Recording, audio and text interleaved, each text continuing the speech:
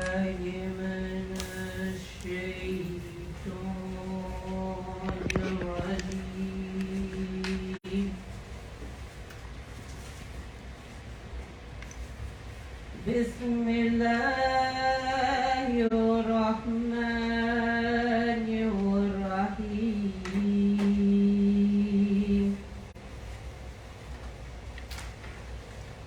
أرأيت الذي يكذب بالدين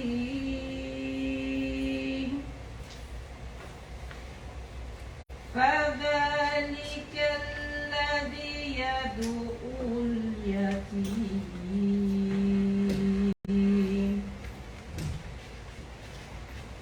ولا يغض على طعام المسكين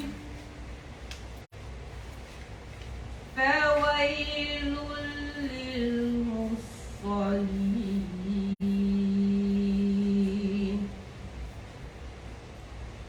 الذين هم عن صلاتهم ساهون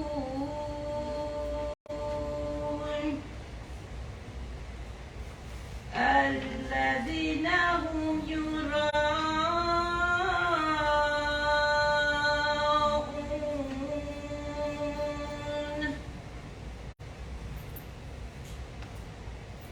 ويمنعون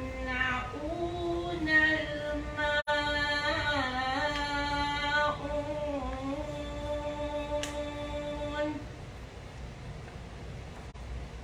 صدق الله العظيم.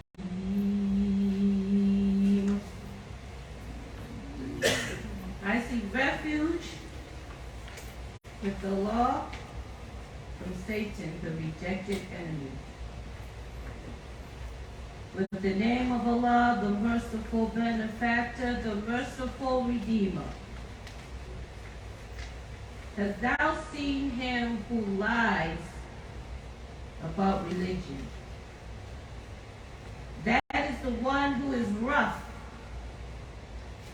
to the orphans and urges not the feeding of the needy. So woe to the praying ones who are unmindful of their prayers, who do good only to be seen and refrain from acts of kindness. Surely Allah speaks the great truth. Amen.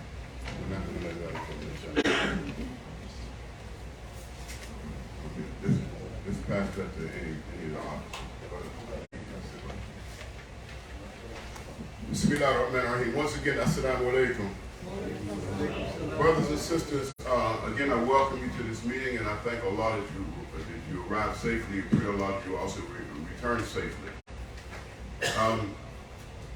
The purpose, for those of you who may not remember or are attending this type of meeting for the first time, the purpose of the community service meetings, number one, is to empower the community, to give everyone an opportunity to give input on how the community runs, to give input on the goals, objectives, and suggestions and corrections. I would like to echo the sentiments of Abu Bakr Siddiq radiallahu anhu when he became the leader of the Ummah after the passing of Muhammad sallallahu alaihi wasallam. He said, "You have accepted me as your leader, but I'm the least of you. When I'm right, support me, and when I'm wrong, correct me." And with that being said, I want to remind everyone that even though that I do have a tendency to move with a little speed, I never assume that all my ideas are good ideas. And I never assume that my good ideas are approached the best way. Many times my staff will disagree with me, and most of the time when they disagree, they're right. Every once in a while, those small percent when they're wrong, they're just way wrong because they didn't understand my strategy. But I listen to everyone. However, if I propose an idea and no one says anything, or if someone else proposes an idea and I like it, be prepared that something's getting ready to happen. Those of you who know me, and Imam Siraj Wahaj is here, he'll tell you, if I'm thinking about doing something, that means I'm already ready to do it. So if you hear me talk about something and you think that they're in these tweets, I advise you to encourage you, not advise you, encourage you to speak up, because I'm going to roll with it. We appreciate and accept and respect everybody's ideas, except an idea that someone presents that only creates work for somebody else. If you really believe your idea is good, if you really believe it's such a great idea, prove it by heading it up and we will support you. Does that make sense? Is that fair? Okay.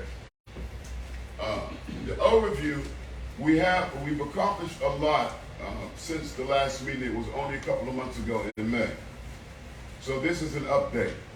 It's not going to be perfect, but that's the reason why everyone is here, and we're glad. Now, and like Prophet Muhammad sallallahu alaihi wasallam said, it's the duty of those present to relate to those who are absent. Now, fortunately, with technology, this meeting is being live streamed, and we have supporters in about 7 different countries. So we want to put on our best face and produce as much as we can in a positive way. Another reason why I encourage the young people to be invited to sit in is because I want them to learn how business is conducted in an Islamic way. And I want them to also get a lesson on how to handle a disagreement, because there may be some disagreements and we'll handle them in an Islamic way. It's okay to disagree as long as we're not disagreeable. We haven't had too much of a problem with that in any meetings, but I just wanted everyone to know that this dua, the recitation that Sister Amina gave, and may Allah bless her, also to set the pace where anything that we do, we begin with the name of Allah. And when we invoke the name of Allah in something, we want the very best out of it. At this point, now, since the last meeting, we had reconstructed our board of trustees, and I would hope that we have one of our attorneys here with us today, who's also on our board of trustees. That he will, when his turn is to say something, he will explain a little bit more, maybe even better than I do, the importance of the board of trustees. Many of you don't know this, but when this masjid was established, I raised the money to purchase it, so I actually became the owner of the masjid property. I don't like that. That's not what I want. That's too much power. I don't want it. All I want is something for the Muslims. And so I established a board of trustees to protect the masjid and protect the ummah from fitna or for any problems that might be caused. And so with the board of trustees, they will become, when the paperwork is completely finished, they will become the owners of the masjid, not Qasim. That's not what I want. And when my feet don't hit the floor on the side of my bed, so I'm thinking about something to do for this community that somebody can benefit from. And so it's not for me. As a matter of fact, it's not even for my children or grandchildren. I'll go further to say that what we're trying to establish now is for the benefit of the generations yet unborn. That's why we're making so many permanent improvements, so many permanent and continuous upgrades, because we're thinking about the generations to come. And that's why this board is so critical. It was carefully put together. I have to admit, though, I handpicked this board of trustees based on the people, the 12 people that are on this board of trustees. They understand this mission. They're not friends of mine.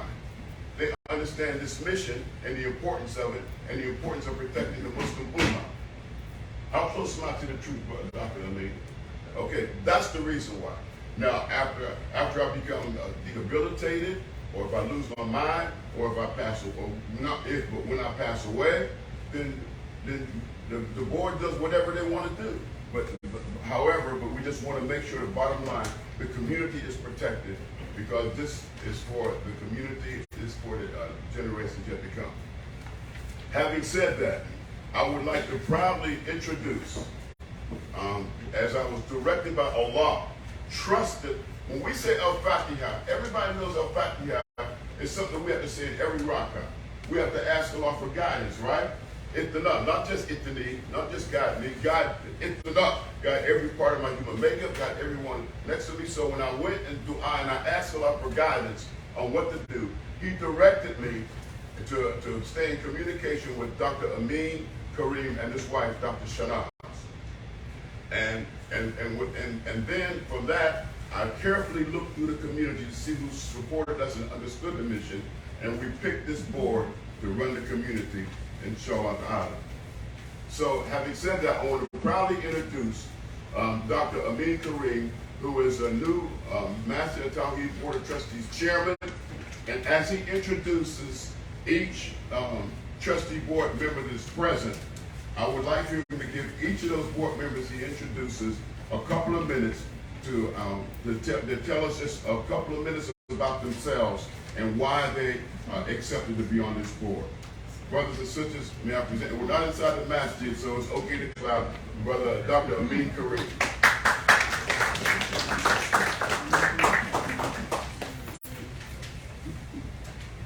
Assalamu alaikum.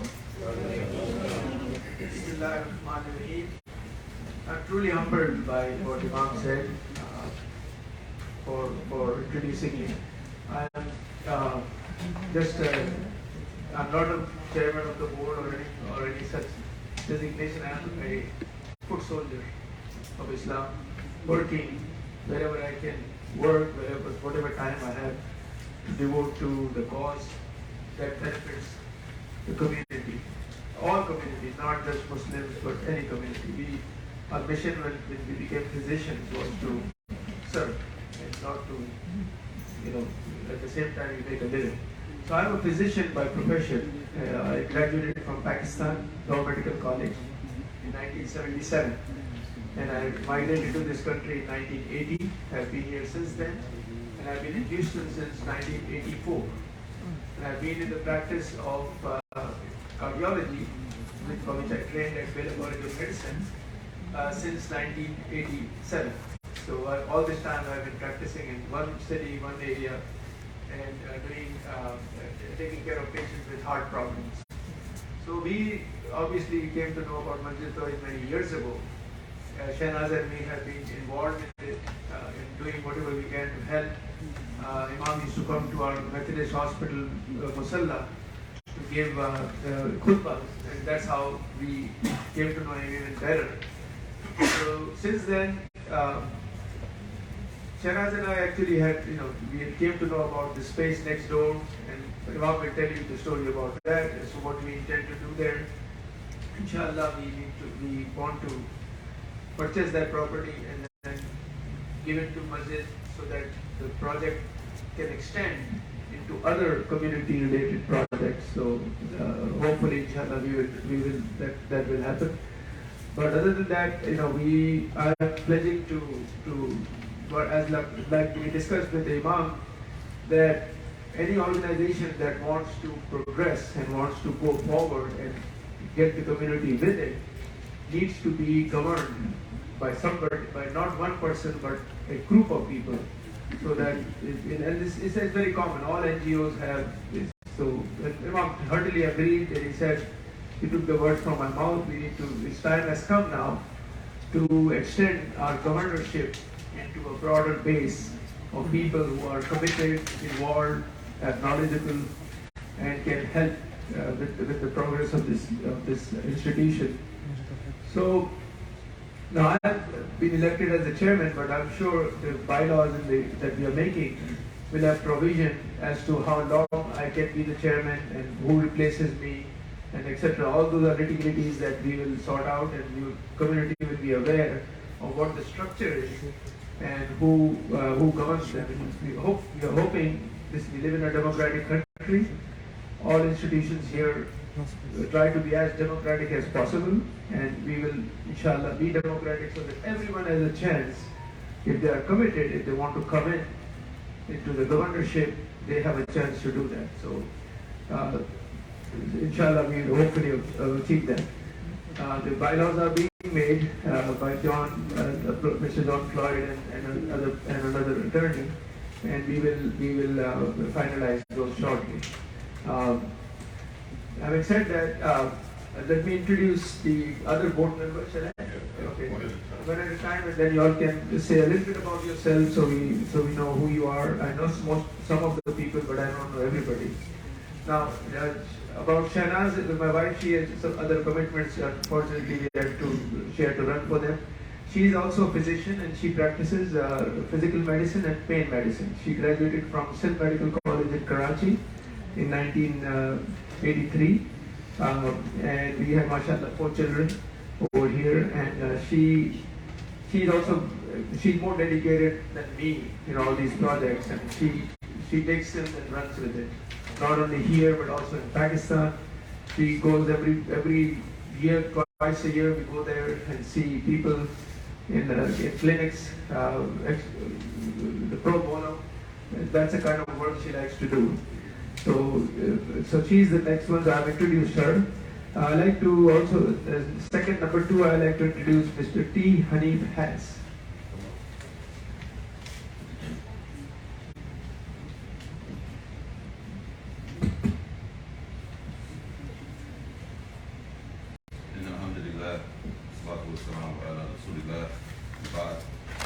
Your brother in Islam, Hanif Harris, originally from Philadelphia or Philly.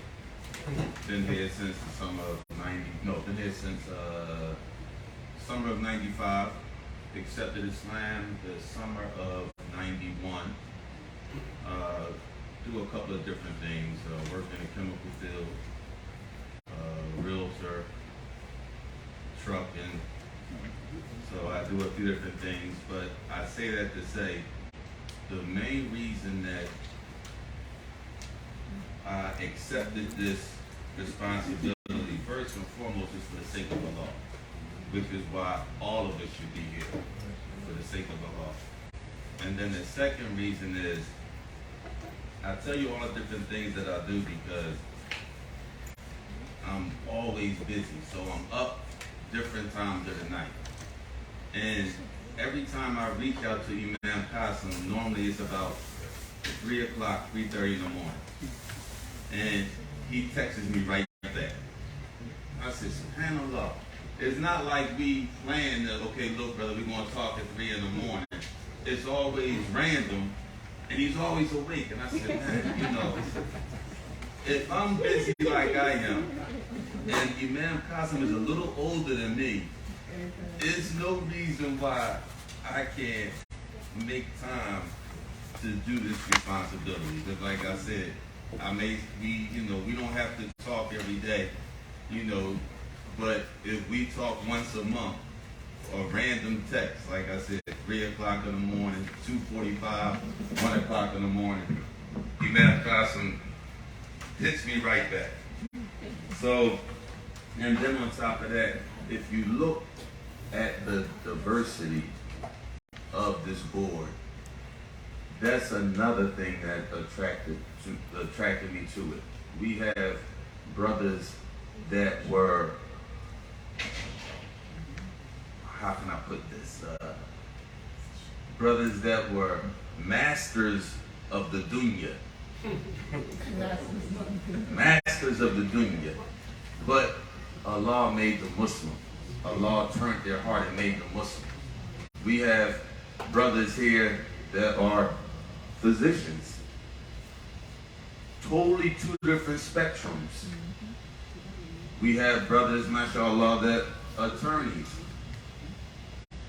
But we have, mashallah, sisters, homemakers, very important role. As Allah says that, or as the Prophet ﷺ said that paradise lies where? At the feet of the mother. So we have homemakers. We have, I don't know the sisters are professions, but I say that to say what? Allah brought us all together from what? La ilaha illallah Muhammadur Rasulullah. And this is what Islam is about. It's not about because I'm a dentist, I get to speak first, or I get to say first. No, Imam Qasim had me speak second the least knowledgeable person about Islam in here. He didn't say, oh, okay, well, we're going to have Dr. Yusuf because he's, mashallah, this or that, or, Brother Latif because, mashallah, he's the strong, he's the muscle of the masjid. No, he said, I'm going to have Brother Hanif speak, the least knowledgeable one, and I like that, jazakallah khair. So, I say that to say, and the third reason is because, Imam Qasim goes out in the community. And I've seen brothers in Islam where they'll ride past this area, but they make sure the doors is locked. They look straight, for 610. They don't want to see the reality until they get back to, where it's easy and everything else. But Imam Qasim goes out just like this. He doesn't put on the suit and tie and try to mix in.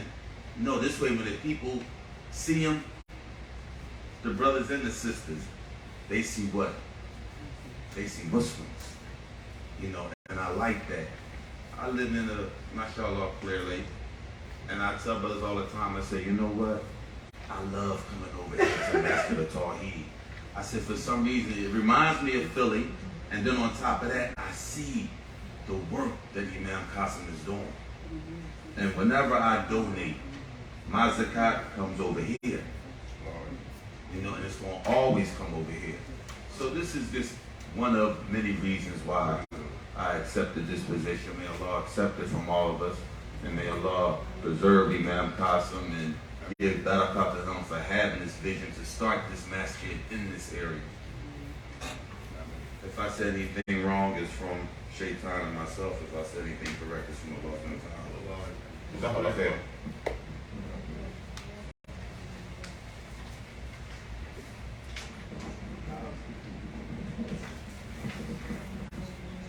Next, I'd like to thank you very much, Brother Hirsch.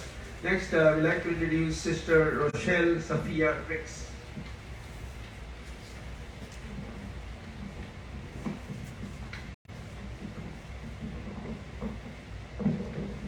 Assalamu alaikum, everyone. I'm Safia. I am honored to be on this board as I was with the last one. The reason why I accepted this position is because Masjid At-Tawhid is just like the tagline says, it's an oasis in this area. And I look at it as the oasis of Houston. It's more so than just this Fifth Ward area. It's an extension of everyone's love and everything. And I feel that it's my duty to give the God-given talents that Allah has bestowed upon me to help Masjid At-Tawhid in the vision that Imam Qasim and all the brothers and sisters have here. So whatever I can do, either through resources, through my resiliency to keep going, I'm going to do that to help the masjid in whatever way possible. So that's why I accepted that.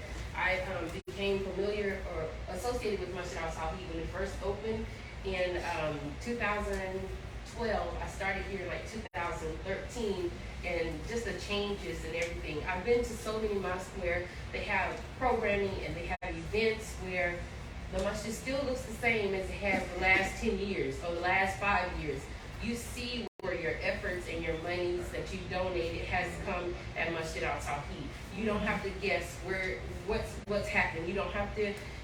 You have full faith in Sister Hussaina and Imam Qasim that they're doing what they're supposed to be doing. And I remember when I first had a meeting with Imam, and I saw the beauty of it, and I was like, I really need to find out if this is true. Imam Qasim took us to our office. It was a couple of sisters, Sister Hussaina. He sat us down and answered all the questions that I had. And I was like, if this man, will take the time out and answer these questions and really reassure us that this masjid is on the sunnah, on the path of the sunnah of the Prophet Muhammad sallallahu alaihi wasallam. This is what place for me, and that's why I accepted it. Allahu Akbar. Allahu Akbar.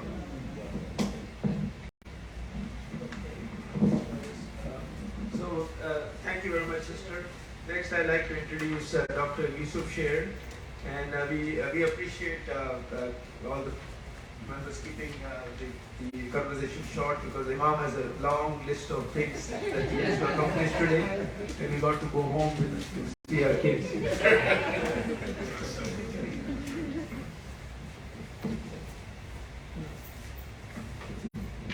Bismillah, alhamdulillah, wassalatu wassalamu ala rasulillah sallallahu alayhi wa sallam. Prophet Sallallahu told us, Man la yashkuru nas la yashkuru Allah. Whoever doesn't thank people has not thanked Allah subhanahu wa ta'ala. So I want to first thank Imam Qasim and his wife for establishing this wonderful masjid, and then all of you for giving your time and your efforts to do this fi sabilillah. Imam Siraj, of course, for coming down. Imam, it's hard for me to speak in front of Imam Siraj because he doesn't know me, that well, but he's one of my, I would say, greatest mentors of my life. I was at the University of Texas at Austin in 1991 or so. Imam, two legends, I would say, came, Imam Siraj and Imam Jamil Alameen, right back to back. And we had an MSA there, and we sat with him, and all of us, our lives were changed after that one meeting with him. So Jazakallah khair to you and your family for coming down and establishing it. For me, I'm a periodontist by profession, and I really like two things about this masjid. The first was the goal, the hadaf. The goal of this masjid was, as the sister recited Surah Ma'un, is to feed people, which is faith in action. Many times we go to the masjid and we just learn information, but this masjid actually does something about it. And so I really like it. And of course, as others have resonated, that it is by the Manhaj Islami, which is the Islamic methodology. Most of people now have caved in. Even many Muslims in our organization, sometimes we cave into the pressure of not following the Sunnah of Rasulullah, not following the manhaj, the methodology of Islam. So we always need beacons of light throughout our communities to stick to those principles. Because without our principles, it doesn't matter what we have achieved if we haven't stayed true to our principles. So I look forward to helping in any way I can with these great people in front of us. I would like to learn from all of you and inshallah to contribute in any way possible. So Jazakallah khair for giving us the opportunity, and inshallah we look for great things in the future with this board and this expansion that is inshallah by the tawfiq of Allah subhanahu wa ta'ala going to start. أقول قولي هذا وأستغفر الله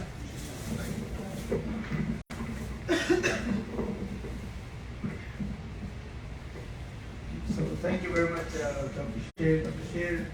I remember he came to Methodist Hospital and would lead our Tarawih prayers at the Methodist Musalla many years ago.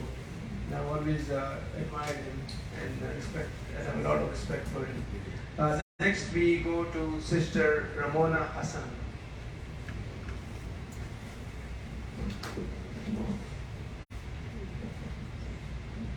Assalamu alaikum. My name is Ramona Hassan. My reason for joining, for being a part of the board, this is an extension of myself. The things that this masjid is doing were things that I was doing in the community, sometimes just one individual by myself. So I was delighted to see somebody else wanting to do the same things that I was doing. So that's one of the reasons I'm on this board. The second reason is that I had no choice. I don't remember how I got involved in this. I just know Allah put me here. I don't remember. And it was about educating the kids in the community, which I had been trying to do. And I said, well, that's one burden off of me. Then start feeding the community. That was another burden off of me because I still go to the prisons and I bring food and donate the Eid meals to the prisons. So that was two burdens off of me. So now that he's feeding the community and we're actually providing what the community needs and not so much just learning about it, alhamdulillah. I'm known for taking on big ventures. My next venture, I'll tell you that last. But in practice, I'm a tax auditor. I've been a tax auditor for almost 35 years. Kind of retired. I only do private tax consulting. That's with just auditing, people that you don't want to see like IRS and other state officials. Maybe I shouldn't say this. My next thing to do is to get rid of the word revert and convert. That's why I don't attend a lot of these things. I have 12-year-old children, 12-year-old children say, Miss Hassan, you're a revert. No, I've been Muslim longer than you've been alive. So that's one thing that I find very offensive. So I do not go out to events anymore because I don't want to disturb anybody else's peace. But that's my next venture. Assalamu alaikum wa rahmatullah.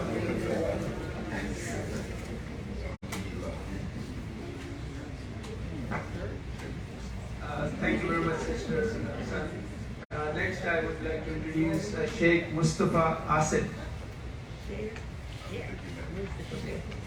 Next, I'd like to introduce Mr. Attorney John Floyd.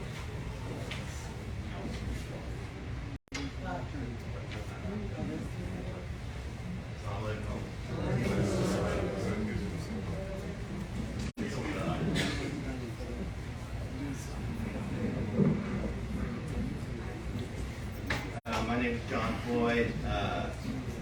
My daytime job, I'm a board-certified criminal defense attorney. But my passion is Islam, the Deen, and serving this ummah. Why did I join this board, or why did I agree to join this board? I also said I didn't have a choice. Sister, when we were writing these bylaws, I was worried that I might be asked to serve on this board because I knew if Imam Qasim asked me to be on this board, alhamdulillah, I would accept. So that is why I am on this board and why we are doing this important mission. I'm also right now the chairman of the board, the president for CARE Houston. I'm in my second term as chairman of the board at CARE. I also sit on the board for NISA, Hope Center. And so we're going to be busy, Imam, but I'm looking forward to working on this board and helping this community grow under your fine leadership. We have been working on the bylaws, and we have them just about ready to go. We sent a draft over to Imam last night, and I think he's looked at them, and after he gives us a few comments and pointers, we'll have them wrapped up and sent out to the board members, and we'll start discussing those. And so Dr. Amin was correct. We really want this to serve as a democratic Muslim organization as far as the board is concerned, so that everyone has an opportunity to participate and everyone's voice is heard. And so we'll find a way of working all that out so that we're all working together as one body, as one shura, so that we can move forward in a positive fashion. So alhamdulillah, I look forward to working with all of you, and thank you, Imam, for having me on.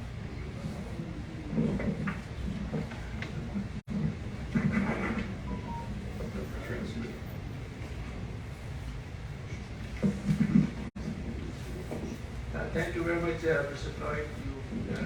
You echoed our feelings. Next, I would like to call Dr. Arsalan Tajam. Next would be Mr. Nuruddin Abdul Latif.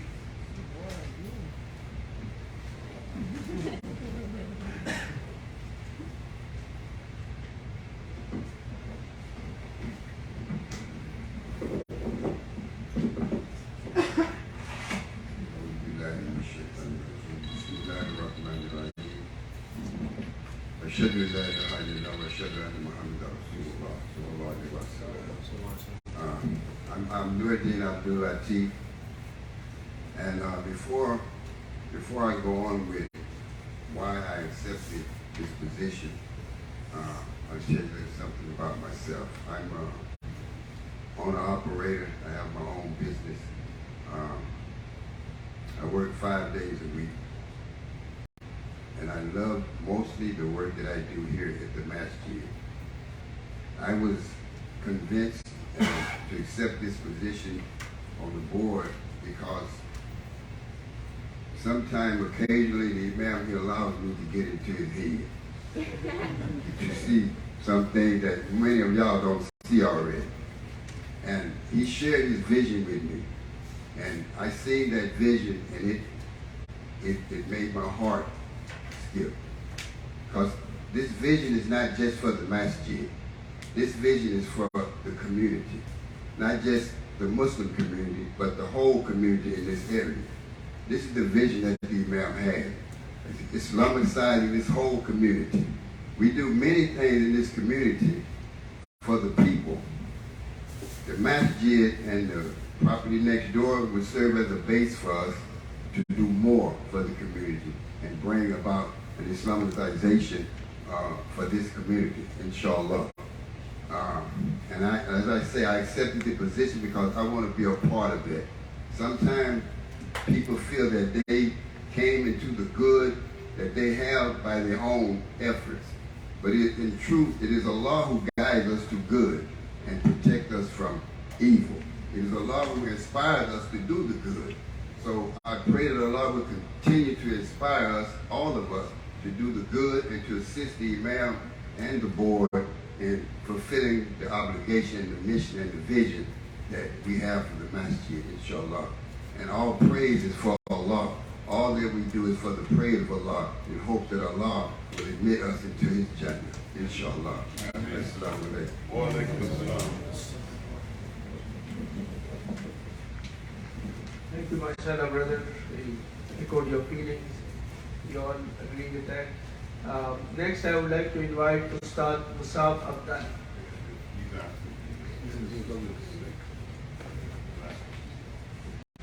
And finally, I'd like to invite Sister Robin Sisk.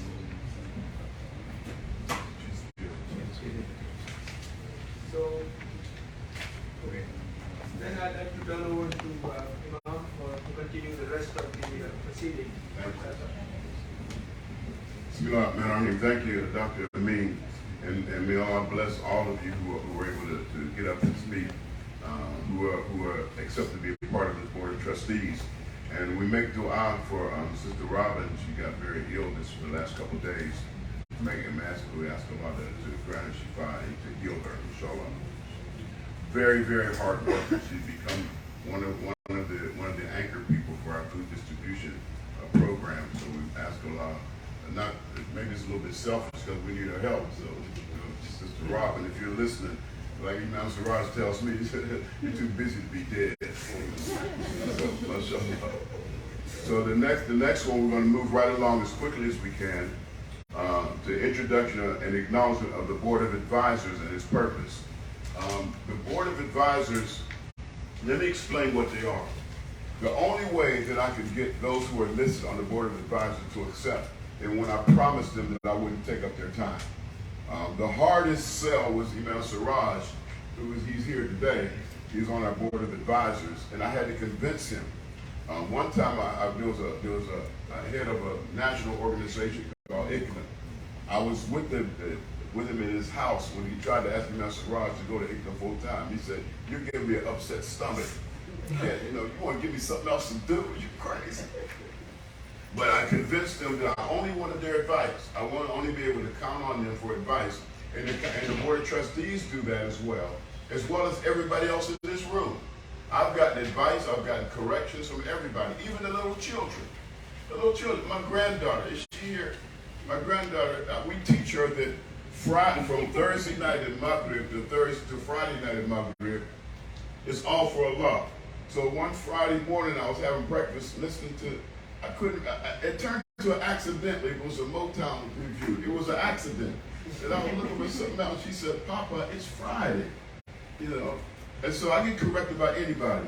And so our Board of Advisors, and many of them are maybe tuning in virtually, in addition to Imam Siraj Wahaj, is Dr. Dawood Harunani from Rockford, Illinois, Imam Zaid Shaker from the East and West Coast, Imam Naeem Beg, who's in D.C., Dr. Mamdou Salama, who's local, Sheikh Farhad Shamsi, and Sheikh Uzma Beg, Sister Tamina Masood,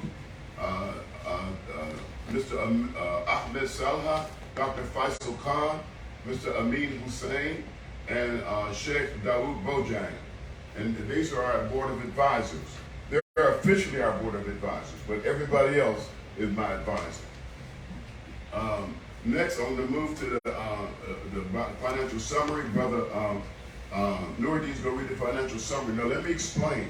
This is not an audit nor a financial report. It's a summary. The reason why we only able to do a quick summary is, number one, our auditor, our CPA, she got very ill this week, and she wasn't able to complete it, and she was even going to try to be here today if she could. The other thing, there was some last minute changes that happened, some progress that was done, and so he's only able to report, Brother George is only going to be able to report what went out and what came in. But the exact totals, we don't have that yet, but we promise you, inshallah ta'ala, before the next meeting, everyone will have access to a more accurate financial report, because you have a right to know. Not only as those who support the masjid, but under the federal law of 501c3, our finances have to be public. Correct, attorney? Yeah, so I can't hide it from you, and say, this is my left pocket, this is my right pocket. So I'm going to ask Brother Nordine to read the financial summary, inshallah.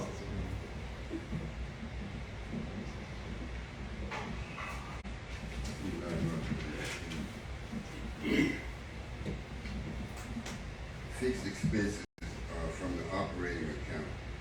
Electric service from Reliant Energy is $3,080.83. Water and sewage services for the city of Houston, $185.60. Telephone services from Comcast, $670.48. Phone equipment service from Mattel, $420.24. Service fleet insurance from CNS State Automobile Insurance Company, $2,600. Accounting service, Bell and Gym services, $400. Gasoline, $427.15. Imam housing, $3,600. Postage, $120.53. That's the total fixed expenses. Miscellaneous and incidental expenses. Office supplies, $87.39. Food service supplies, $2,500. Groceries, $10,800.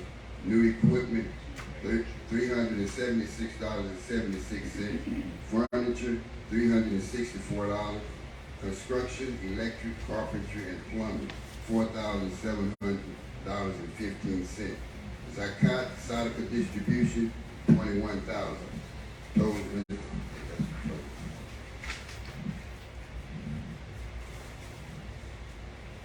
income, Juma collection, $7,750.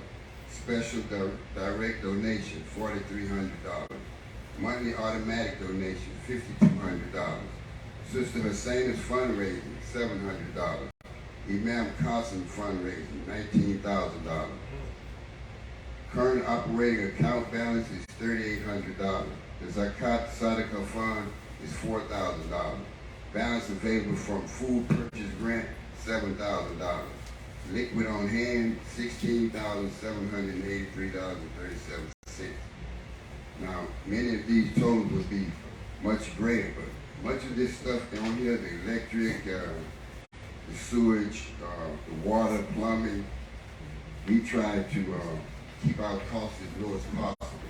We do much of in-house work ourselves, such as plumbing. Like last freeze we had, pipes burst almost all over the place. We repaired that ourselves at no cost, other than the material that we had to get.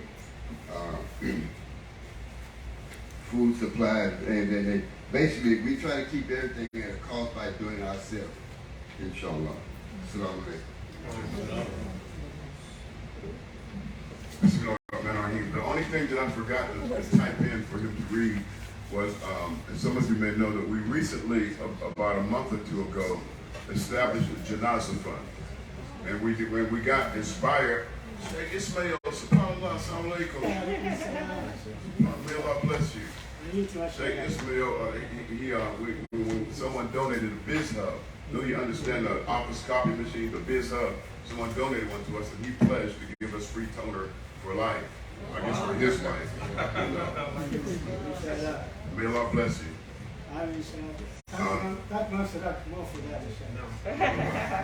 But anyway, so we were inspired to establish a Janazah fund after the passing away of one of the brothers who was one of our volunteers around here, Brother Sherman Bilal Phillips.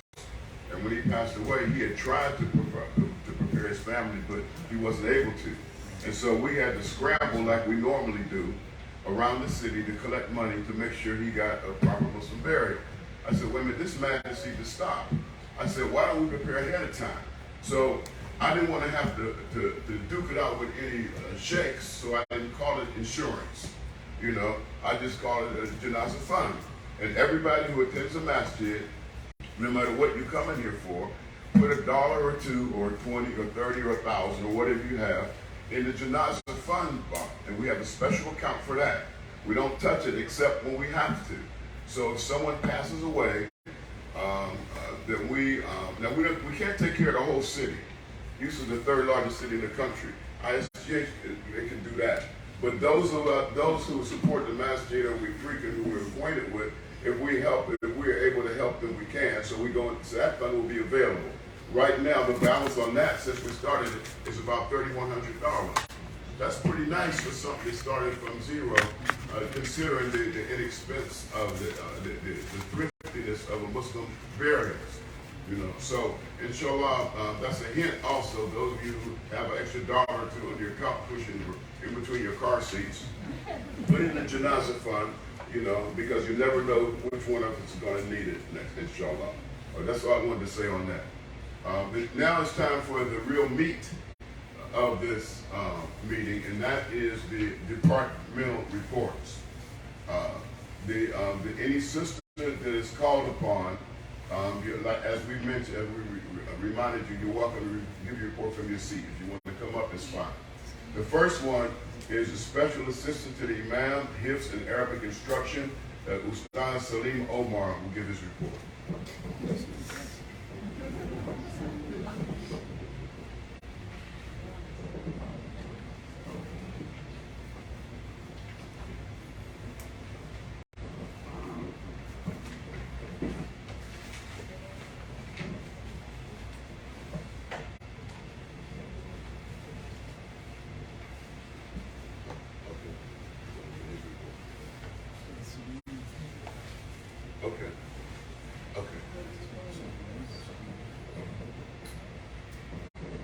السلام عليكم ورحمة الله وبركاته.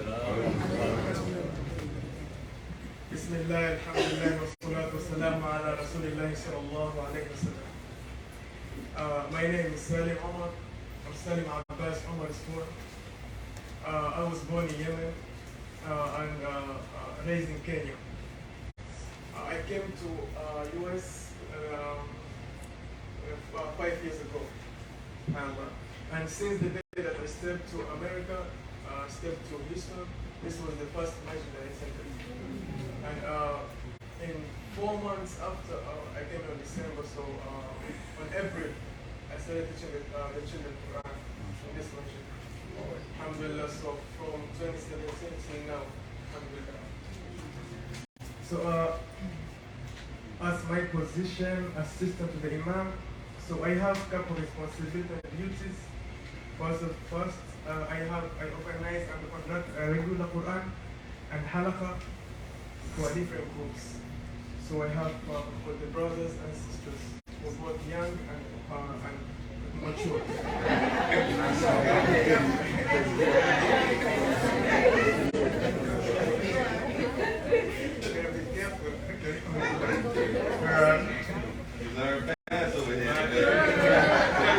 It's full of mature people, mashallah. So for the kids, that's from the age of 7 to 15, both brothers and sisters. That's and then I also teach the Tajweed for both brothers and sisters, for the adults and mature, alhamdulillah. That's on Wednesdays, on Mondays for the brothers, that's from Maghrib to Isha. And then from 4 to 5:30 for the sisters. We also have a YM, Young Muslims halakha that's conducted by Brother Muhammad Abdullah. Inshallah, we will give some reports. Okay. Another thing. So we have a daily khawatir. It's a daily reminders, which we do it for Fajr every Sunday Fajr. But for now I work overnight, so I'm not able to do it. But Brother Ali and Musa are the one who are handling it.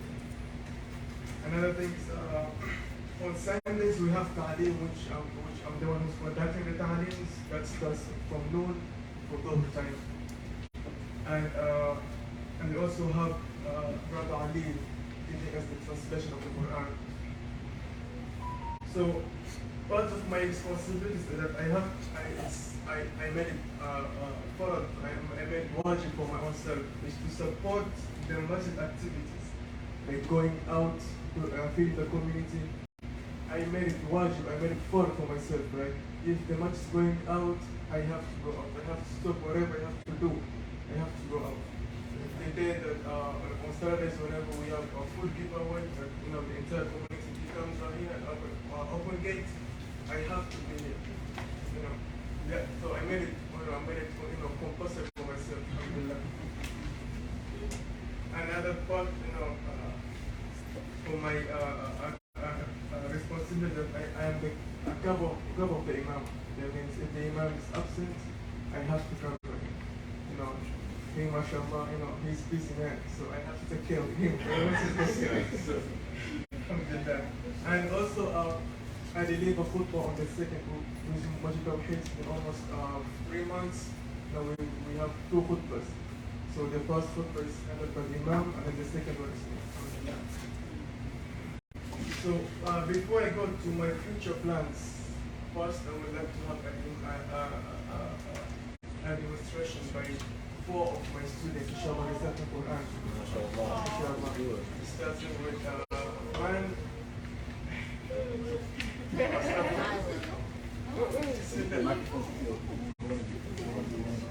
Stop being shy. Okay, so inshallah be Uthman, and then Naila, and then Tahara, and the last of the Tawab, inshallah. The microphone on the table? The microphone here? Okay, yes, go.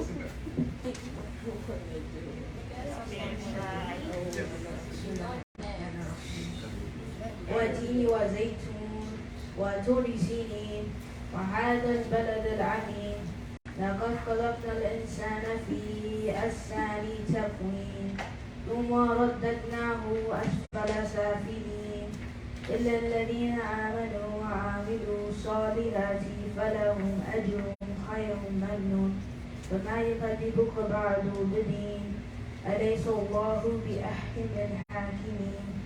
Takbir! Allahu Akbar! Inshallah, the second will be Naida. She's going to recite, inshallah, Surah Al-Duha. Inshallah. Bismillah.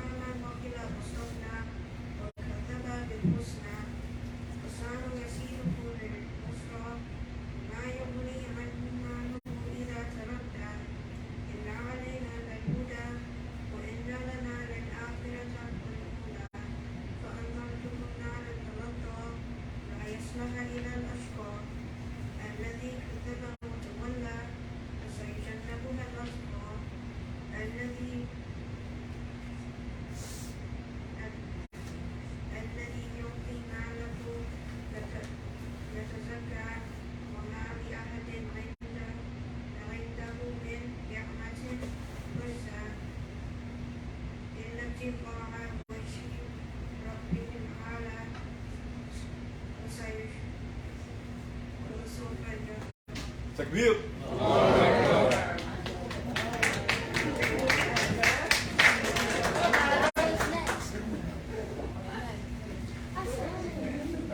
inshallah, the next one will be man.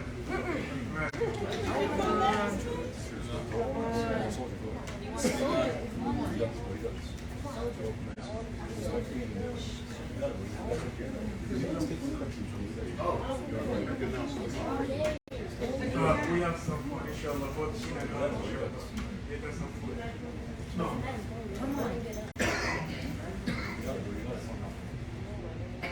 It's not right.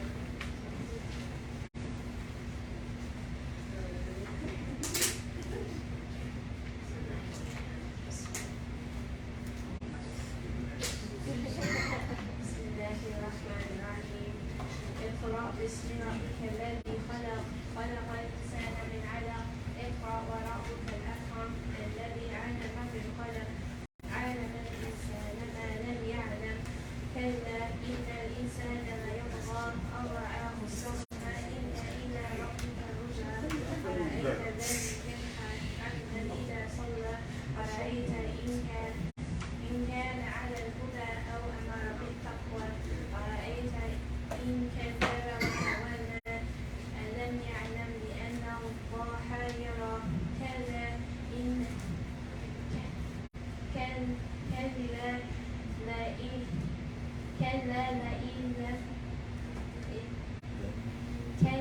لئن لم ينته لنسفعا بالناصية كاذبة خاطئة فليدعو ناديا سندعو الزبانية كلا لا تطعه واسجد واقترب. الله أكبر. تكبير. الله أكبر.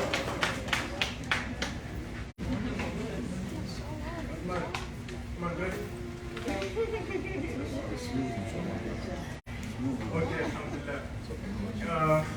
So inshallah for the future plans, inshallah. So I'm focusing for the kids is Hifz the Quran, memorizing the Quran. Okay, so that was the first goal. But then inshallah, I'm making these kids. You know, last year last Ramadan, we had the kids. Some of the kids leading Tarawih prayers. So inshallah, inshallah, this coming Ramadan will be more organized and more kids. Inshallah, will be leading the Salah. And I think these kids, inshallah, will be helping me. To become my assistant. Inshallah, for the future kids, inshallah. And also, apart from reciting and memorizing, the next plan is for them to read the translation, to understand the translation. So inshallah, that's also part of the plan. And make them recite Quran as if it's okay, as if it's the first time, as if Arabic is the only first time, inshallah. And so my request to the Imam, my request to the Imam. So I have two requests from the Imam. So the first one is, inshallah, by December, inshallah, I'm going to have a Quran competition for the kids, inshallah. Mustafa Quran for the kids, inshallah. Also, I'm having hadith books for the kids. There's for the short hadiths. Like for example, كل معروف صدقة. Every good deed is صدقة. تبسم الأخير صدقة. Smiling to a brother, to a sister. Smiling to another believer is صدقة. لا يشربن أحد قائم. A believer should not drink what is standing. So I have a small book, inshallah, according to Amazon. Inshallah, I will send you a link. Inshallah, can get some of those books, inshallah. So, and that will be the end of the report.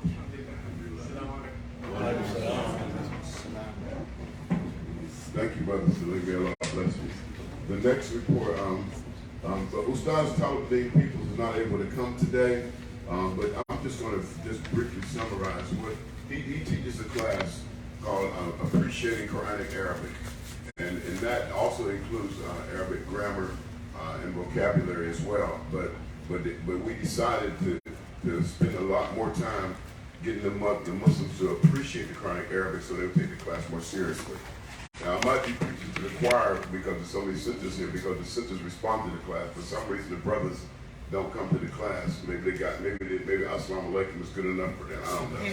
I can be facetious because I'm a brother too, you know. But nevertheless, that class is held from 11 to 12, just 1 hour on Sundays. And we encourage everybody to come to the class, inshallah. The next presenter will be the facilities manager / fleet manager / commissioner of Suja Security / my liaison to the community / my personal bodyguard. So that's Brother Nuruddin, you know. And we have the nerve to get mad when you don't answer the phone. Thank you for that introduction. Alhamdulillah. But the truth is, no matter how many hats I wear, I'm not able to accomplish anything without the brothers who stand behind me and with me in doing this task that we're doing. In terms of rolling over into this month, the last time we had our meeting, we've had some changes.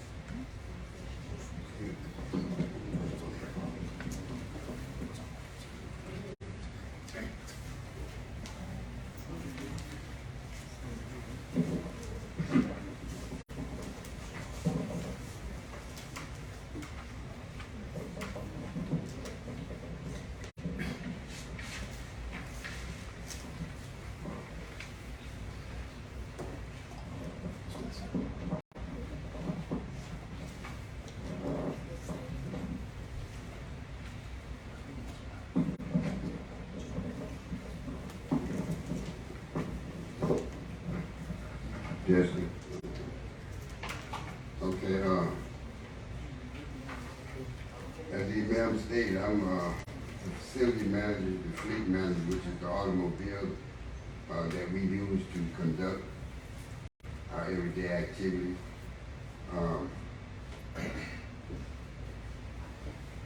Most of the issues with the fleet manager, with the fleet, the vehicles, we have to keep maintained. We have to keep them in good running condition. So most of that work is done by myself. I'm a mechanic, you know, with the rest of those hats he gave you. I'm a mechanic also. So I do most of the oil changes, the small component replacements like starters, oil, pumps, stuff of that nature. Make sure the tires are in working condition and everything of that nature. So when we do have a situation that's I'm not able to take care of, we send it out to a shop, a Muslim shop at that, alhamdulillah. And they repair it for us at very low cost, alhamdulillah. Okay, so as of now, the fleet is in top-tip condition, because last 2 weeks ago, I just had oil change done on all of the vehicles. Everything else in there, AC and all that is working fine. So we're up to date on that. As far as the facility is concerned, my position and responsibility as facility manager, the AC units, the yard, the lawn, and things of that nature, all these things have to be maintained. The AC unit, we normally quarterly clean the condensers, the AC unit condensers, because where they're located, they have a lot of debris come through there, so we have to often wash them down so they don't get stopped up and cause an overload on the compressors. So that's one of the responsibilities that I have, to make sure that that is running correctly.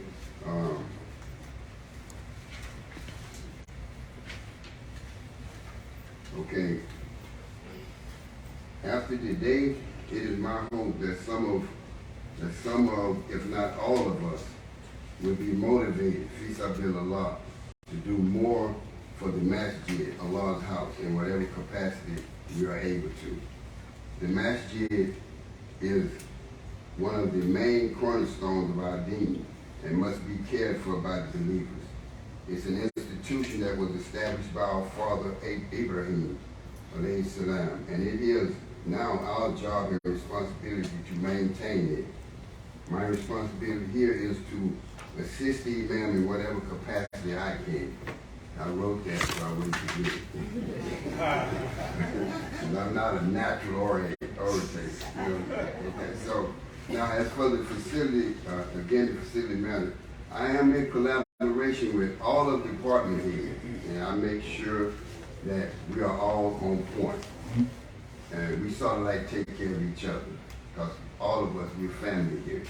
And it's our responsibility to care and look out for each other and make sure that everything here is running accordingly for the most, for the best outcome, inshallah. So with that, is there any questions? Anyone have any questions? Okay, thank you.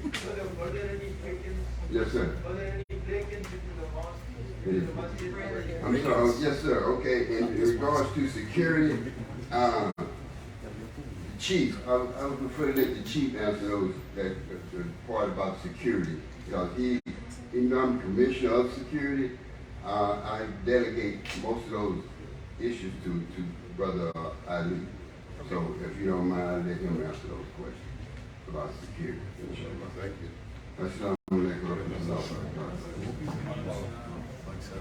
Thank you, Brother Nuruddin. May Allah bless you. And as he said, the next presenter, it does happen to be our chief of Sutra Security. And as you know, Sutra is something that protects you. It protects your salat and also protects people. But this sutra also is an acronym. It means securing the ummah with tawheed and responsible awareness.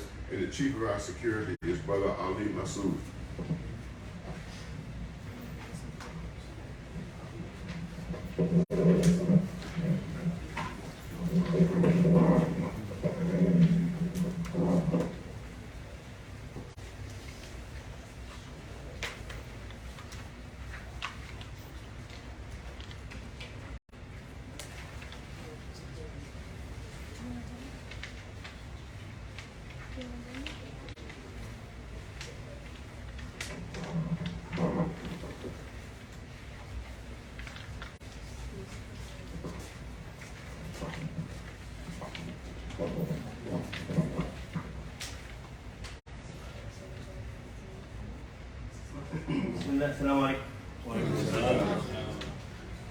Thank you, Brother Imam, for this introduction, and I would like to second welcome Brother Imam Siraj Wahaj. First of all, I would say my sincere appreciation and thanks to the Imam to give me all this trust, to all this position. With the aid of Brother Nuruddin, alhamdulillah, our target is always to secure as much time as we can with zero accident, zero incident, and zero cost. Otherwise, we have to walk away. So, the sutra in meaning is to secure the ummah with tawheed and responsible awareness. We normally start with the statistics. That's our target behind the sutra or security. So far, alhamdulillah, we have no accidents, no incidents. Days since last accidents is 114 days, and the last incident we had is like one of the brothers ran into the basketball court, and that was damaged as soon as possible, alhamdulillah. The sutra or security personnel on board, we have 9 of them, Brother Nuruddin, the Commissioner, myself, Brother Muhammad Abdullah, Officer, Brother Kamal Abdullah, Officer, Brother Khalil Abdullah, Officer, Brother Musa One is officer, Sister Hussein is an officer for the sister side. We have 2 cadets, which is brother Muhammad Nurdi and brother Abdul Hakim. We continue protecting Masjid At-Tawhid premises and the attendees with implementing our security policy, which shows the limits and the rules to be applied to keep everything safe and peaceful. And that security policy is always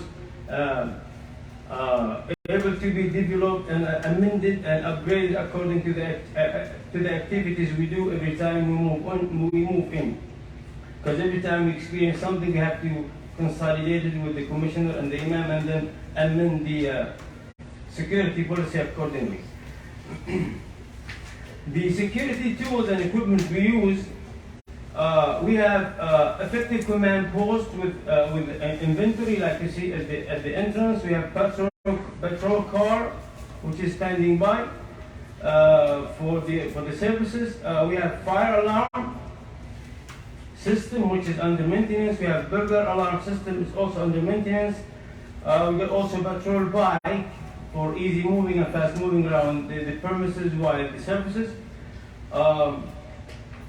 We have got 16 camera system installed in all our officers' phones to follow up and watch the camera and watch the premises anywhere, anytime. We have 14 walkie-talkies with charging bases, 7 units in the command post. Missing one, we're working inshallah acquiring the wall to get another one to replace the missing. 2 units in the women's center, 2 units in the clinic, 3 units in the imam office. We also have a HBD scanner unit in the command post, following up if any incident or accident related to a Muslim brother that we can reach and help. We have communication broadcast stations between the vehicles, all the Masjid At-Tawhid fleet and the command post. We have also more than 23 gate openers, clickers, for brothers and sisters, to ensure that we have always trustees coming in to be available to open to the gate, open the message for the others who want to come while prayers and while the daytime. We have 8 fire extinguishers around the hotspots around the masjid. Inshallah, we will be soon issuing a map shows that all of them are fire extinguishers. And we have also 8 emergency exits like that with a flashlight, and that's always coming close to the exit points and flashlight. We have 16 corded doors around the premises. So all this is to achieve the best security we have and make sure everything is tight closed. Also, we continue following up any upgrade jobs, any developments in the premises to make sure that all the security measures are applied. Like for instance, we have this room has been renovated like you see it now. I have to make sure, or we have to make sure that that thing is up there with the fire alarm is there too, and the exit doors are functional. Achievement so far, we have installed 2 more camera watching screens, one in the women center manager's office and one in the front office here by the Brother Salim's and Brother Nordin's office. We have also adjusted the camera screen position in the clinic as suggested last time by the clinic staff. So now you can see everything around the inside the clinic and outside is very close to the front desk. We have secured 1 janazah prayers. We have secured 2 food drive through and clinic services. We have secured 2 food drive away trips to the community. We have also added talkback doorbells at the front gate to make sure everyone in the premises can hear that bell and help to open the gate to make everyone able to go in. We have like one unit here, one unit like when you see the one here, one in the Brother Salim's office and Banuti's office, one at the Imam's, one at the Women's Center, and one at the command post.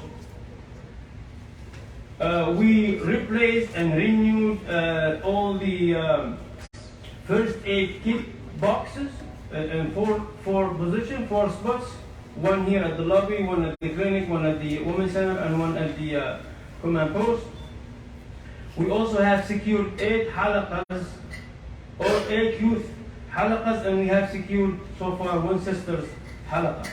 The Sutra future plans ahead, we continue with leadership of the Commissioner and the Imam to increase Sutra measures by the implementing the plans to make sure everything we ordained, everything we instructed in the policy is applied. Starts from no smoking, the back-in parking, no guns in the premises, to wear masks when we need, to eliminate any wrong act immediately. And they continue upgrading the security policy accordingly. Like I said, continue requesting, inshallah, this is another project that's coming up, inshallah, continue requesting the bulletproof vests and the helmets to resist any active shooting, accident or incident, inshallah. We're requesting 4 of them. I hope we can achieve this as soon as possible. We continue planning to arrange for a training or orientation sessions or program how to deal with the violences. Okay, that includes the active shooting as well. Continue inviting brothers. So this is to all of you. Continue inviting brothers and sisters to join us as volunteers that we are, to continue building our team, because our aim of the Sutra team is to have platoon, inshallah.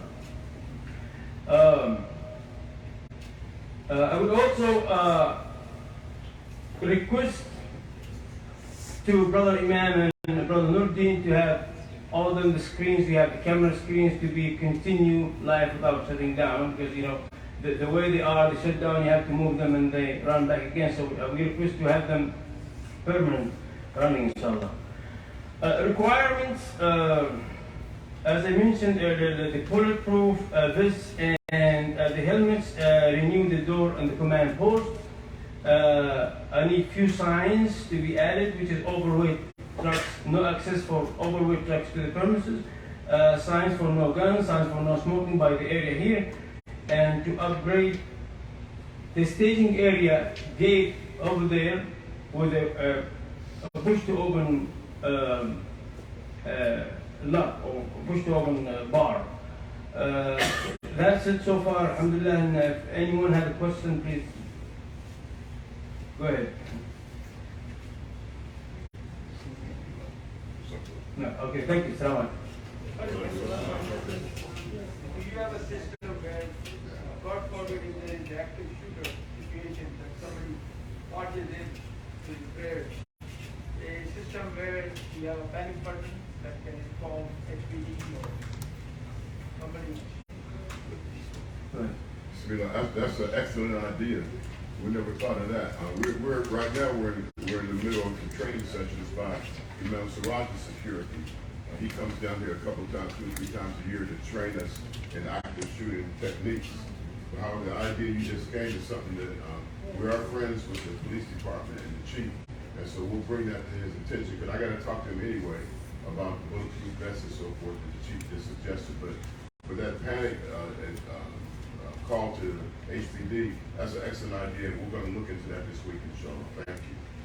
Make a note of that. Thank you. Oh, there's a question over there. Yeah. On the small things like the signs that you were talking about, is there any way that you could make a list of those? individually small things, and like maybe we could, an individual could buy them or donate them or something. Like you said, the no guns on premises sign. What was the other sign you said? No, these points, this is like internal discussion. We'll figure them out and we'll provide them easy, right? Yeah, one quick answer. Yeah, it's a good idea, but one quick answer is we can't give anybody a list of the signs that's needed because it all depends on where the signs are going to be applied. And some of the signs that they're going to go on the window or a smooth surface is a decal. Some of it's going to be on the outside, it's made of metal. So what we need to do, he's going to make a list of the signs, what the signs need to say, and then the security under the direction of Brother Lurkin will determine where the signs are to be applied. Once they make a decision on where to put the sign, then we'll know what type of sign it should be, what type of material it should be. But it's a good idea to at least list them, like you said, so. Yes, Sister Sophia had a hand up. If someone wants to donate specifically to security, they can make a general donation and make sure they put a note that it's for security, and then those funds can be directed towards the security. Excellent. Now we have that on the donation monitor. It's in the lobby there, right next to the front office. There is on the donation monitor on the kiosk. There is a section there for suture security. If somebody wants to donate to that, if you don't want to do it on the monitor, then if somebody wants to donate 4 signs, and just whenever you put in the envelope, find the envelope on there that says special projects and write for security signs, and it will be applied to that because that's an amount. Whatever the donor asks us to apply the money to, that's what we have to put it in, inshallah. But thank you for your suggestion. Yes. I wanted to say 2 things. One, maybe what we had last May. We had last May when we had the visitor for my granddaughter girl for Taekwondo. There is no one in class with them, practice with them. If someone wants to shoot, how do you fall? Where do you go? I think we intend to get someone to train. That would be something for us to do as a practice. When it's required, we should do just a random test. Even with the fire, we should do a fire practice as well because these doors, we need to know the fire is that way, which way to go this way, whatever. I think it's very important to have with our children and with who's ever on the premises so you're petty, you know exactly what to do, how to fall, whatever. So I think we should do this maybe once every month or just do it in the day if you're here in the evening, do the evening drill, and do a day drill up there. They're all on the drill or whatever. When there's people here to see what they can do. Yes, inshallah. Well, there was a plan on this. I wish I had that plan showed up. I'm late to prepare. It shows the master point for the wire and directions, and the master point for the mass shooting, where to go and where to hide. But it's late, so alhamdulillah. We'll work on this and submit it, inshallah. Assalamu alaikum. Wa alaikum assalam.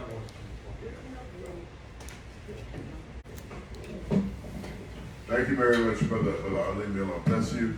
The next presentation, item E, is the Muslim Women's Center / Student Commodities Distribution Manager / my Chief Advisor, Sister Hussaina, my mother, who whoops me whenever she gets real.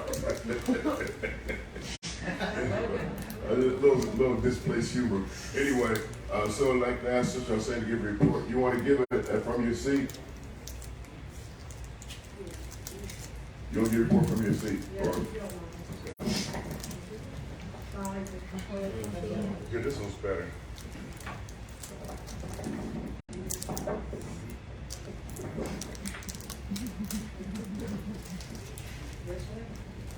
All right. First, I want to thank Almighty Allah for always continuing to bless us to be able to serve our community with food, furniture, and medical services with our clinic that we have. Right now, whenever we open the gate, we try to correspond with the clinic so that we can do this together. As they come in for food, we let them know the clinic's open so they can go to the clinic. So we're praying for Allah that we can get more doctors to join the group clinic group and be able to volunteer more time today so we can open it more often. So, okay, on July the 2nd, we had our it was the last meal we gave before Ramadan. We didn't do anything during Ramadan as far as the groceries. We focused on giving out meals every night. So we were successful giving sometimes 100 more meals a night to feed the people as we eat, they eat. So we kind of held up on it, giving out the groceries because of our time fasting. And so our date was July the 2nd. We had a very successful giveaway grocery open day. And we did have a nice solid amount of volunteers. We do need more brothers. We always need more brothers on the premises because we have an open gate. We have security. We need more brothers as a protection on the premises, and we make sure that it really does a lot to the people who come in. They love the professionalism we have. They love that our brothers are serving the community and protect us, and they can see the women. We show them how to be more pious and lower our days. All this really is part of dawah. Just like, giving food to teach the people to be more respectful to us. They don't put, when they have come in, if they have cigarettes, we tell them no smoking, no problem. No smoking coming on the premises. And they come up in here, please come back the next time we're sustainable to on our premises. So this is a very strong effect in the community that we do. They love us because of how we carry ourselves, how we feed them and clothe them. We can't get them money. Very seldom if we do, I'd rather buy stuff for them.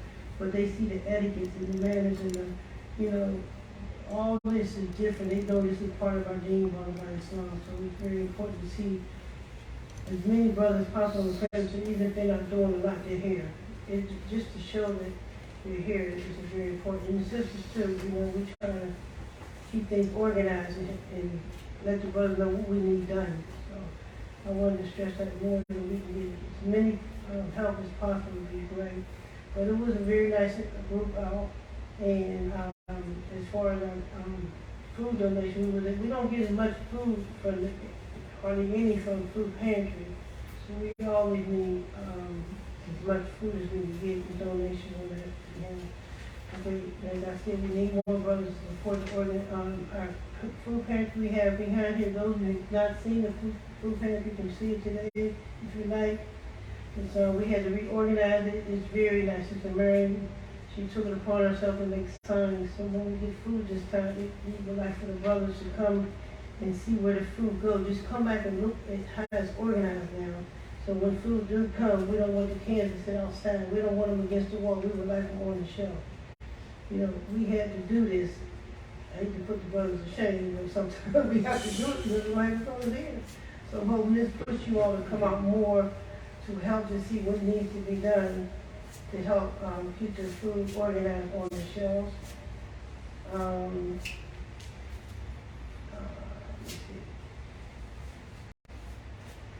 Right now, our Women's Center is just about done for us. The ceiling we had to get renovated there over our ceiling and walls. So we sent out for help for that, for donations there. We're working very beautiful with that, so soon that'll be done.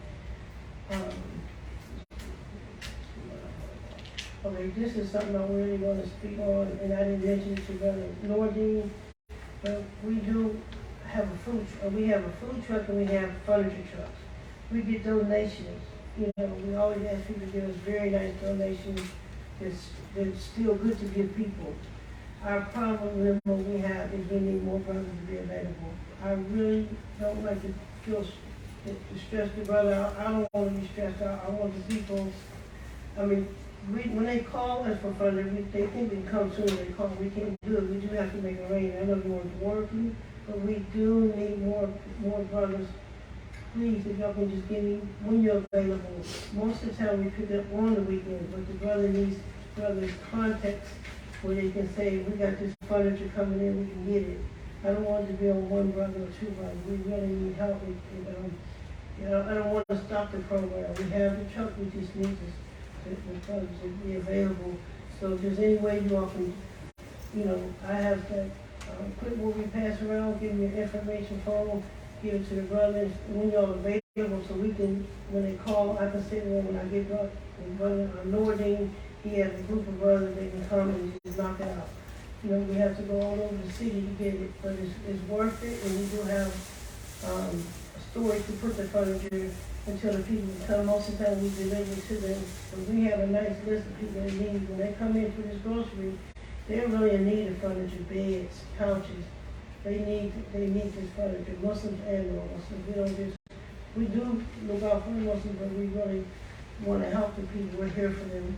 I don't want to tell them we don't have the furniture we have, we just don't have anybody to pick it up. So I would appreciate brothers who are available or pass the word around. We need more brothers to let us know if they have a Saturday off or Sunday off. It doesn't clash with our giving away the food, whatever. Even if through the week, let us know. It's really needed.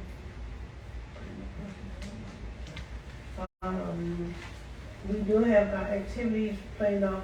One of our goals is to start our classes back up for the community with the sisters for our children and adults, our holocaust and our sewing classes and activities, trying to keep the children moving with positive thinking and activities on the premises. It's a blessing that we have the closing gate where we can do a lot of activity with our children and keep them busy and work with their etiquette and manners and keeping their mind on things they can do so they don't be tempted to go out into the community and try to find something to do.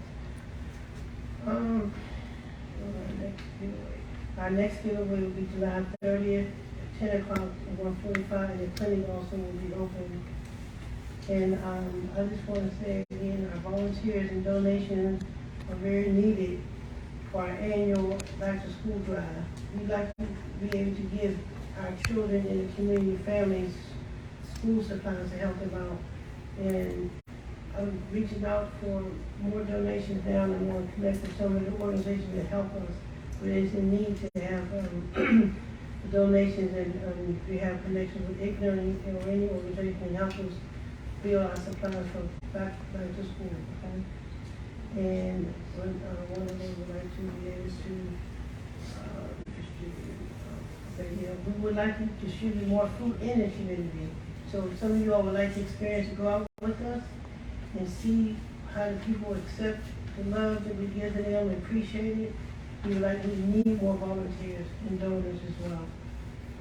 And that's needed, and we would like everybody to be consistent. You know, if you can give a day, 2 days, when you can come, we do bagging. We have our bagging down on the side of this building here. We do bagging. We have our fan out. Most of the time it's sisters, but when we bag them, we need the brothers to put them on the truck. And again, and food that do be donated here is on the truck and need unloaded to go on the shelf. So if you all can come in sometimes and find out what, you know, is the truck full? Can I empty it for you? You know, you need food put on the truck. I would feel more comfortable to see or pleased to see more brothers say, you know, I know something needs to be done. What needs to be done around here, you know? And also our masjid is maintained by us. So that's another thing. Brothers going to the bathroom, you know, we can give y'all bags, we can give you cleaner stuff, and we like to keep it keep like we are doing it, so. I'm good. Thank you. Give me that mic. Pass Yes, question. Yes, sir. I don't want to take up a lot of time. I keep asking you about donations. Two things.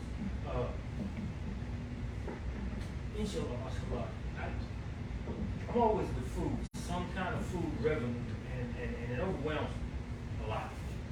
I have a freezer full of pre-prepared meals. I talk to you about that. Could I do something with that? And also, other people, we have avenues to buy food, like I told you about yesterday. How can we get into the program and make that, direct that towards, giving away the food, things of that nature. And also, I know that when we collect food, I did this on the East Coast, collecting food, you get a lot of food that stacks up. like chickpeas and stuff like that, that just stack up the use. How can we also direct to get food that we're most useful, that we can use instead of, getting the stuff that's just gonna stack up and so those two things. Okay, well, I don't want to take the time, we can meet later. The procedure, if you get Brother Nordeen's card and her card, because she works hand in hand, because once it comes in, then she's scheduled for him to go out. So our rotation is pretty good. Awesome. Another question? Yes, sir. Question, yeah. Sister wants to know, in terms of the right to carry, you guys, is it not allowed in the entire, just in the masjid or in the entire property? Say that one more time. Like to carry a weapon, is it not allowed in the building or is it not allowed on the whole property? We don't want weapons on the premises. And what if someone has the right to carry? What if someone has a license still? Someone has a license to carry still? No. But we don't want no weapon exposed here on this premises unless it's a licensed peace officer. Concealed is okay? Concealed carry? No, because it's not necessary. This is a place of worship, so we don't want them here. Stuff happens. There was a couple people that came here before with a weapon that had a license. Said, "Well, I got a license." I said, "But your license don't apply here. Take it out of here. Take it away from here, because stuff happens." And we don't want any accidents. Stuff happens, man. Just like this, and you can't change your mind. So we don't want weapons on the premise like that. You got to check in with the commissioner or the chief of security, and they'll make the decision on what's supposed to be happening when somebody comes in here armed. Okay. All bless you, man. Right. Thank you. Yes, brother. Your question is excellent, and your resources are good. Just stay in touch with Sister Arsene and Brother Nordeen, and they can facilitate everything, even as far as our rotation of our stock. Thank you, man. God bless you. I had one more, not trying to take a lot of time. The sisters that come here, is there any way that we could incorporate something to generate revenue? Like, a lot of older brothers like myself, we need things like the sisters that wash clothes, they can do a washing clothes, so many pounds, charge so many pounds. That can help sisters that don't have revenue, don't have jobs. You make a good idea. My suggestion is write your idea down and turn it in to our facilities manager, and then they'll see if they can make your idea work. Okay. Because like I said at the beginning, we welcome all the good ideas. That's a good one. There might be somebody that can actually use that opportunity. Okay, just write it down so they have some structure to your idea. Yes, doctor. On this food service program, do you have like a sign-in textual link, like say I can send it to some friends and say, hey, if you want to sign up, I can text them a link to sign up for the food program. You know what I mean? So they can sign in, who's coming, what the dates are. Is it always the same date every time, or is it changed? Or if you can text it to people, I think we can encourage them. That's a good idea too, doctor. But see, I know how to say the things. What she's trying to do, motivate the brothers who frequent this message to be more active. That's some brothers will come in and they'll do a couple of rockouts and leave, and all we need is maybe 15 minutes for them to help put something on the truck. So, but what she is, if you can see through what she was saying, she's talking to, it's one of those if the shoe fits where it kind of conversation. If the brothers come through here, don't just drink a cup of coffee and shake hands and say home to the lie and go home. Find out if there's something that can be done. That's what she's trying to. But the signing list thing too is good too. Just contact and Hussein or Brother Nordeen, and they'll connect them to the group list. And then somebody wants to donate or donate some time, can contact one of them and show them. Thank you. The next presentation is Director of Community Outreach and our Web Management is from Sister Sophia Ricks. You want to report yours from the seat, or you want to come up?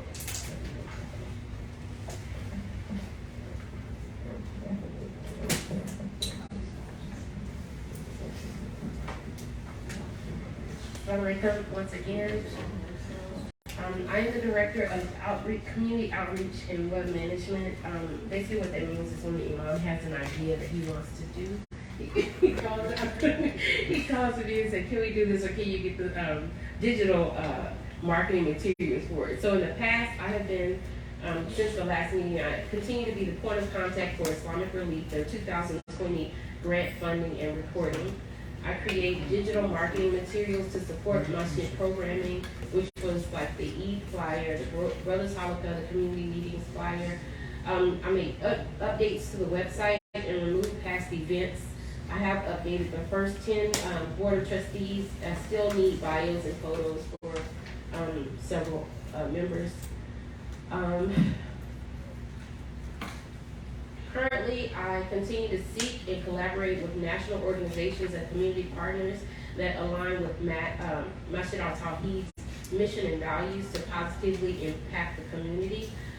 For future events or future goals is to create a transparent program for evaluation of Masjid At-Tawhid's programming to compete for funding and grants from a national foundations and nonprofit donors.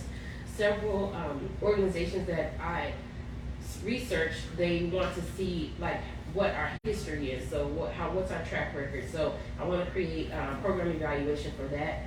I would like to implement a case management program for clients, utilizing the resources and to track and measure the impact that Masjid At-Tawhid has had in the community.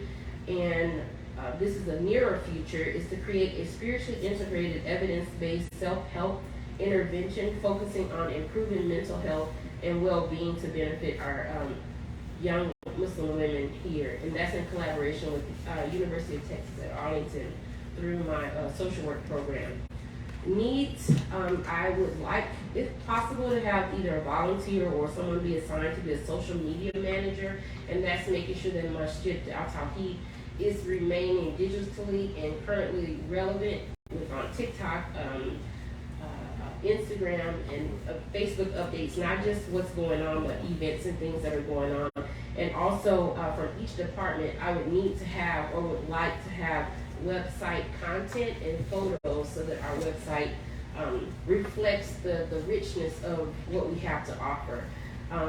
We get hits, website hits from all over the United States, Ireland, Philippines, Saudi Arabia, Malaysia, Canada, all times a day.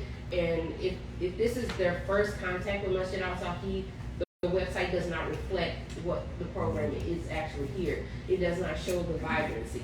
I've been going in and trying to change the layout so it looks more uniform, but it still does not have the energy that we have here. So that's what I would like.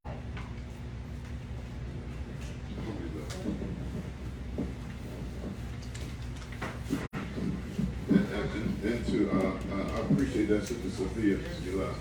But ouch. Imam Qasim. I must have did something wrong. Allah wants to forgive me for it. I hit my knee on something. Imam Qasim. Yes, sir. Quick comment on social media. Yeah. Quick comment. Yeah.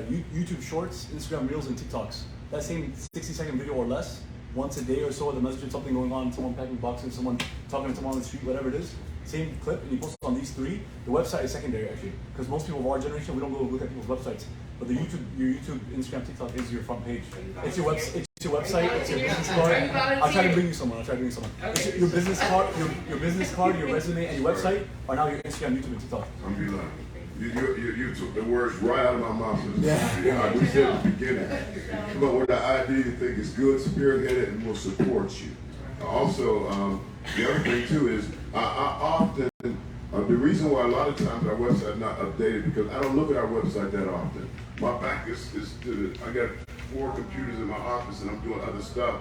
So if someone detects that our website is updated, contact Sister Sophia or contact me so I can contact her.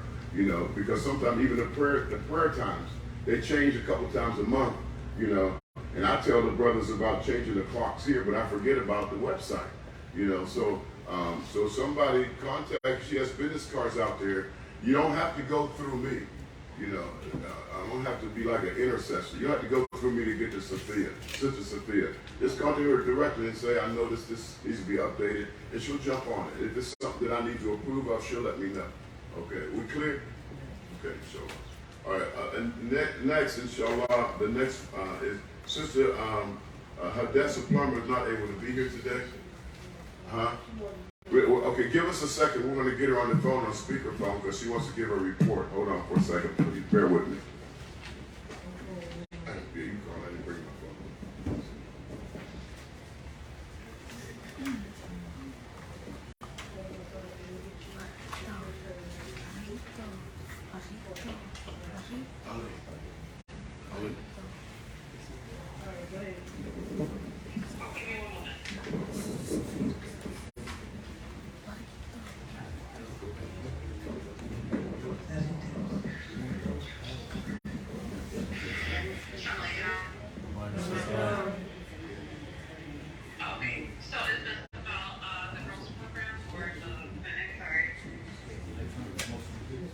Clinic, a girls program.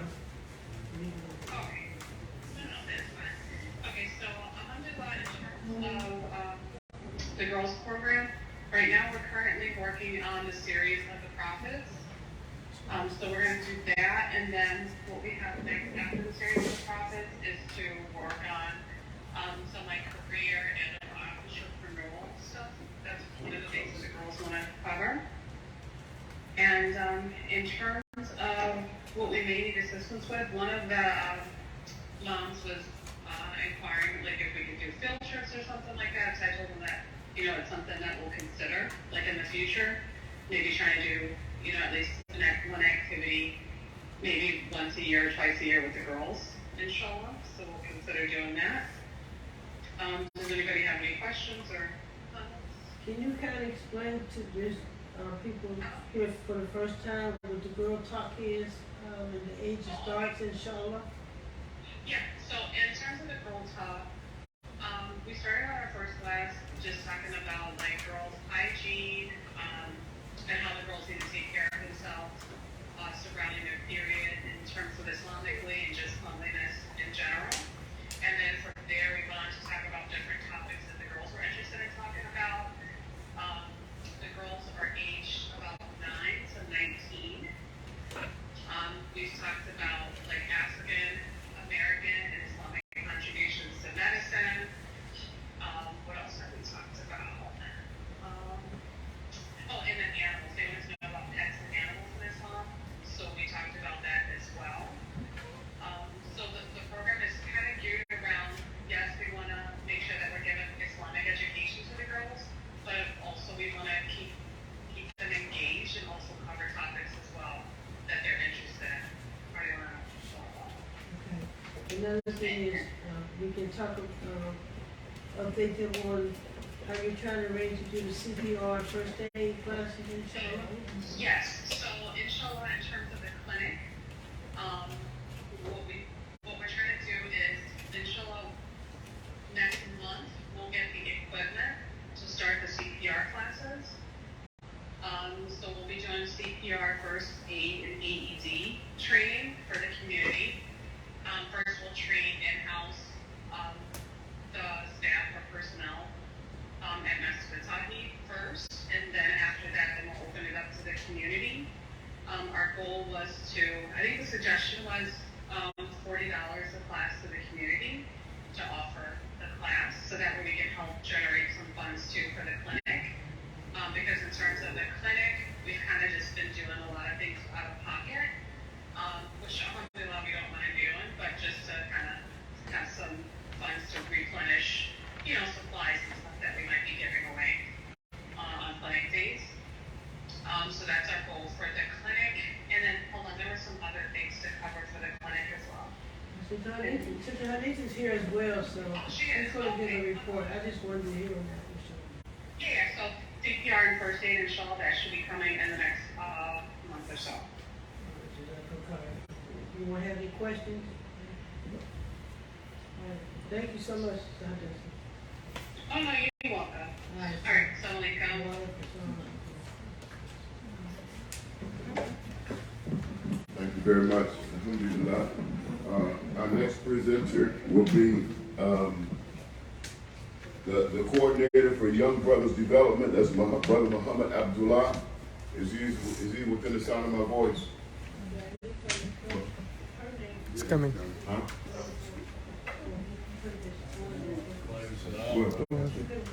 Stretching. It's not going to It's on the list. It didn't come yet. Oh, I didn't know. I ain't seen it. Oh, I thought it was one that I thought it was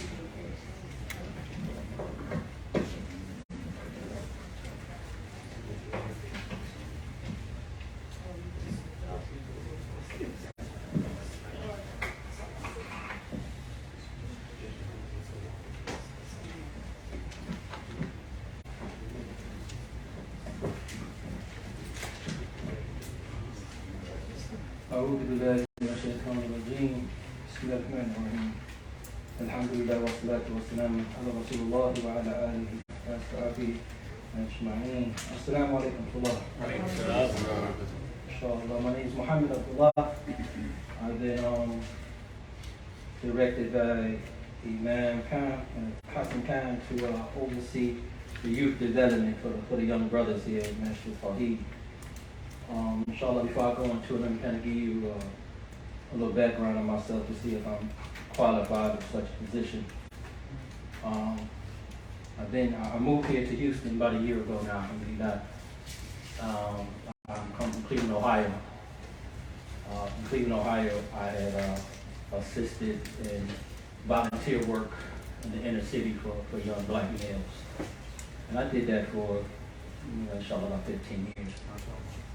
Non-Muslim, unfortunately, majority of the demographic was non-Muslim.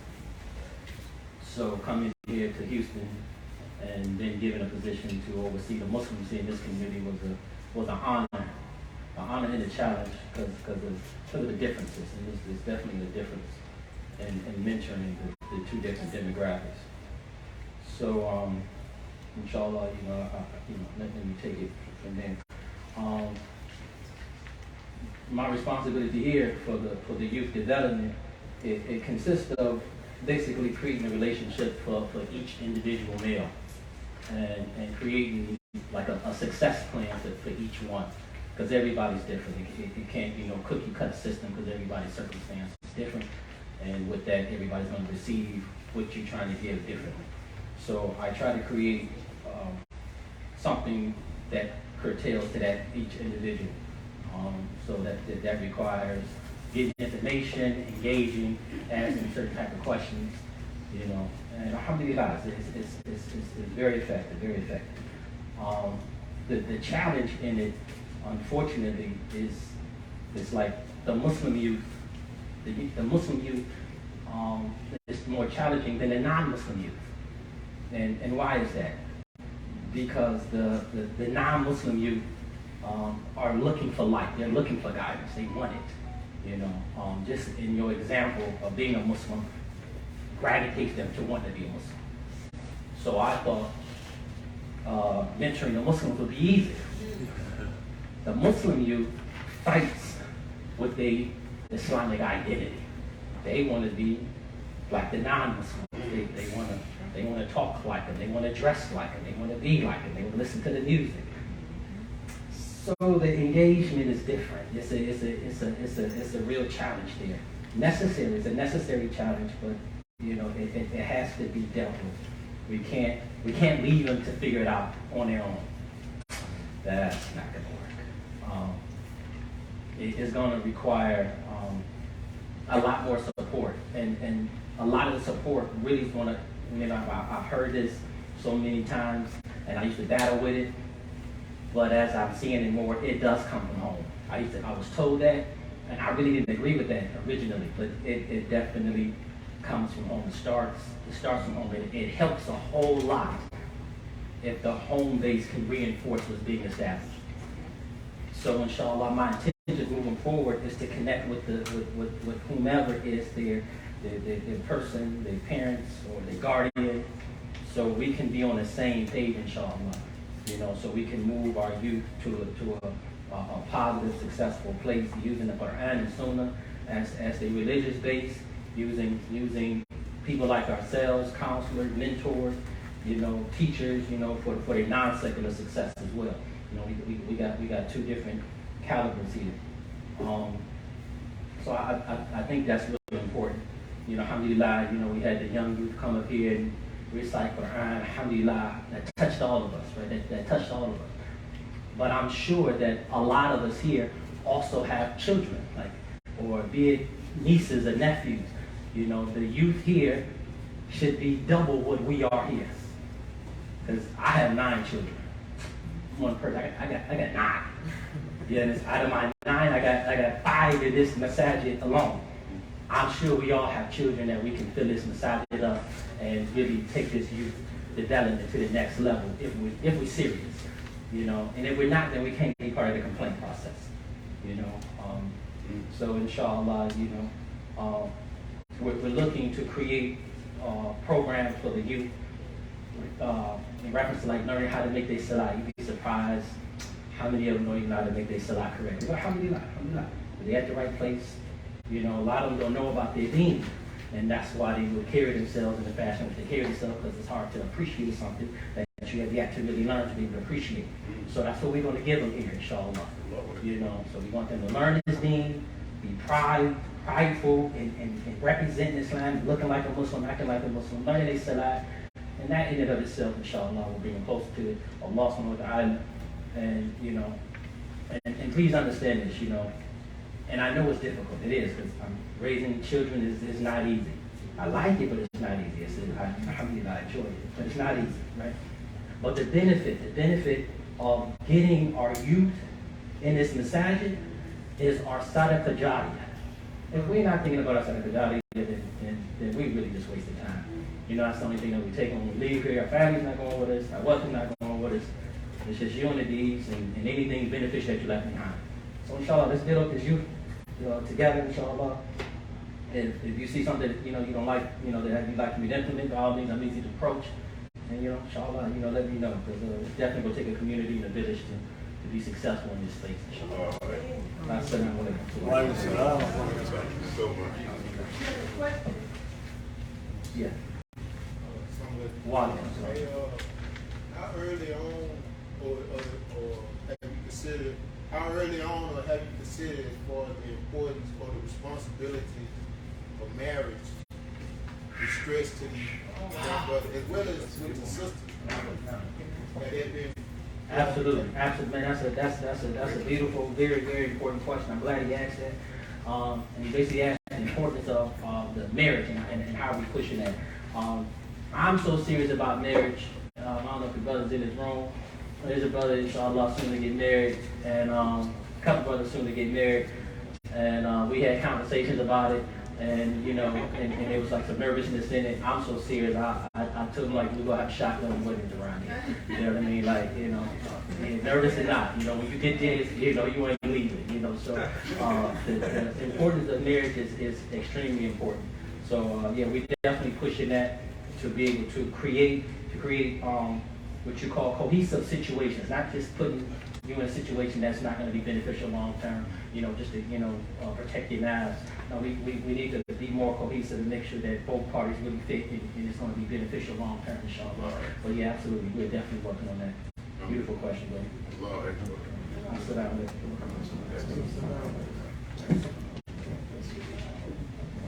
We'll move right along. The next one is Brother Abdul Hakim. He is the Youth Activities Manager. He works under the direct supervision of Brother Muhammad Abdullah, and he'll give his report. Inshallah.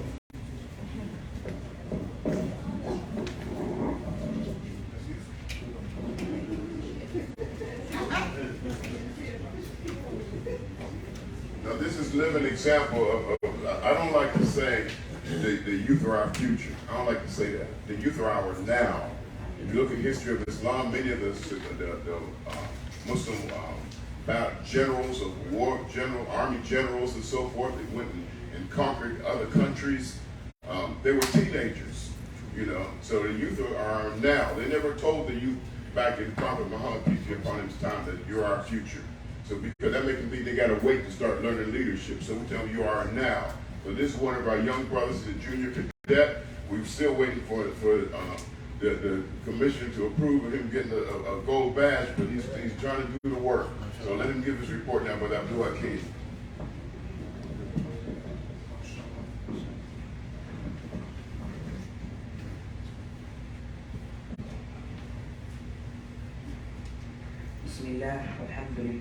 والصلاة والسلام على رسول الله صلى الله عليه وسلم. أما بعد.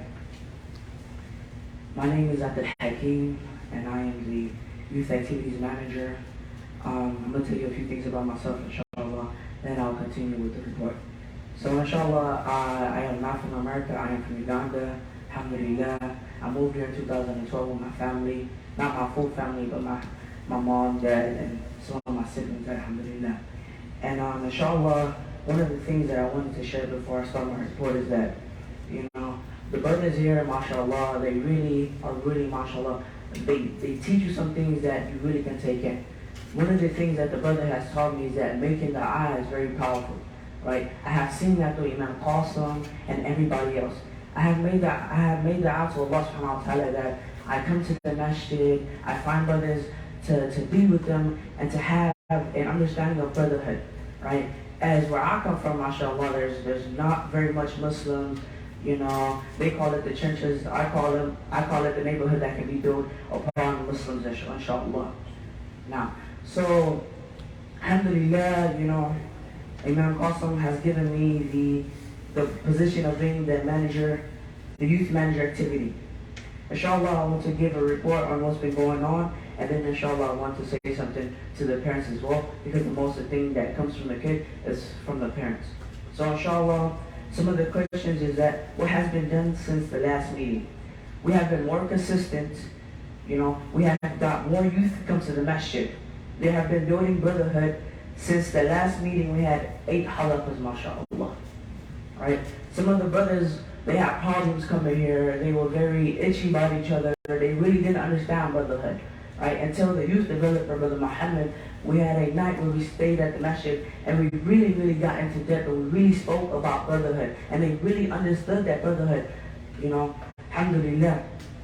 And then one of the other questions is that what is currently being done? Inshallah, I'll emphasize this one because this is the biggest point, inshallah. We're having activities because that's attracting more youth, right? Many people won't just come to the masjid to read Quran because they don't have that type of iman. You know, they're not going to be very scholarly. You know, we have to have something that attracts them to come to the masjid to really understand it, right?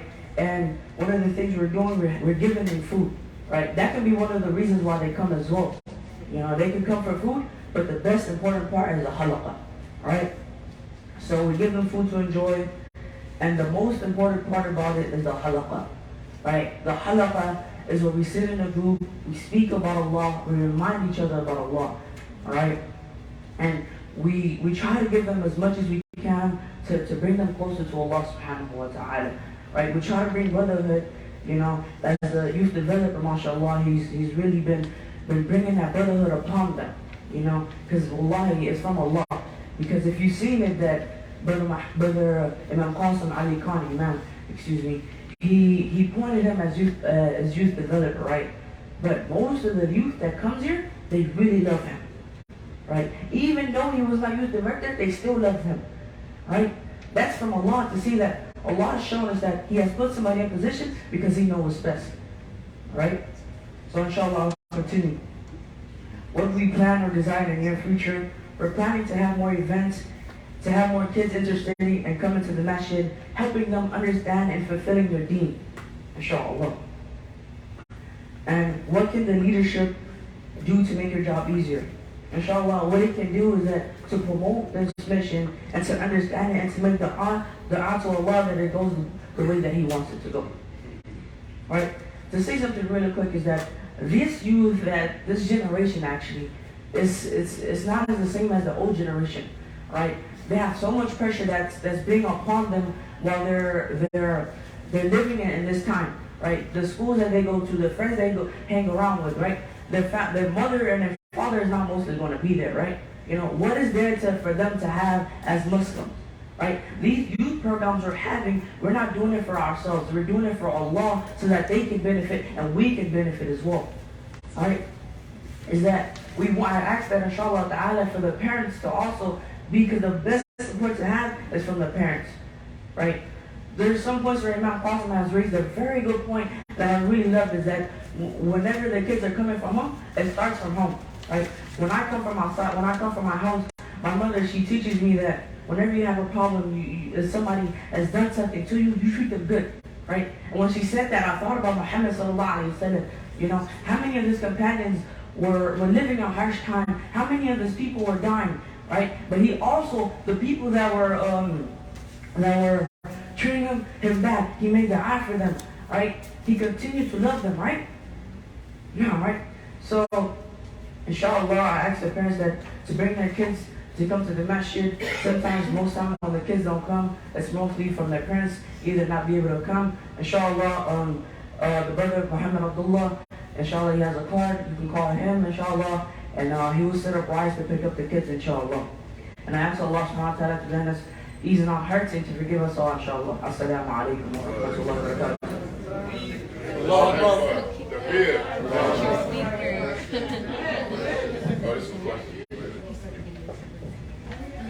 What age will you start? So inshallah, the age for the youth that comes, it's from 13 to 25. Right? We don't want nobody younger because the younger ones, they really haven't really adapt that really skill of understanding or respecting the masjid yet. So inshallah, that's where we put that age limit. And the people from 25, inshallah, once you get 25, alhamdulillah, you can get guidance from masjid, imam, the khutbahs, and everything else, inshallah. Very good. Be careful, Brother Muhammad. He's after your job.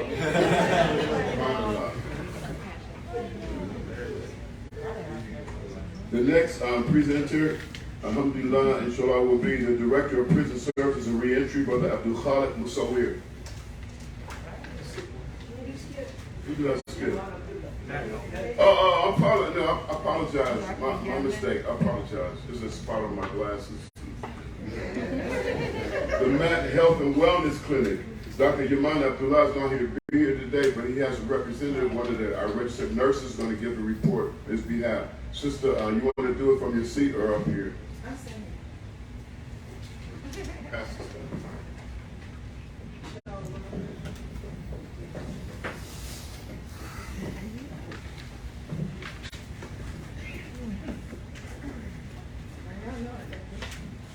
Hair back here. Assalamualaikum. So Dr. Abdullah wasn't able to be here today, and neither was Sister Hadessa, so I will speak on their behalf. I am Hanifa, one of the registered nurses, as Imam said. We did have a meeting about a couple of months ago back in May, and since then they have even grown even more on what they're doing there. So the online portion of for the discounted labs, we can take labs now and we send them out to outside source to be processed and everything. So we get all our results of that quickly. We do have when they come in for their screening, we do the height and weight, the temperature, and all those good things, all those vitals there. And most of our patients are actually diabetics, and most of them cannot afford or do not have all the supplies that they need to check their glucose on a daily. So we've been giving some machines away, glucose machines, along with the stylus that they need and things that they need to be able to get an accurate reading on their blood sugar levels. Blood pressure machines, they do have a few of those that we've been giving out. You know, when I was in school, just to tell y'all how old I am, we didn't have those automatic blood pressure machines. We had to put it around the arm and pump it up, and you have to really listen to find that last beat. But it's so easy now, alhamdulillah, where our patients can monitor their own blood pressures at home. They get their machine, slap it on there, push a button, they're done. Alhamdulillah. Let's see what else he's got on here. We had where when patients were coming in, we would just have them fill out the form over and over and over. So we kind of reduced all that. So we have forms for established patients now, and then forms for new patients, make it easy for them and us to keep track of them and ongoing records for them as well. So what is currently being done, our current services that we offer are electronic medical records with the one-touch computer system. We do take the vitals. screening for the high blood pressure and diabetes. We will do physical exams. Inshallah, we'll be able to do some physical exams for kids going back to school this fall. We do have an EKG machine, so we're able to monitor heart function, vision screening, hearing loss, urine analysis. Again, we send those out to the lab to be processed.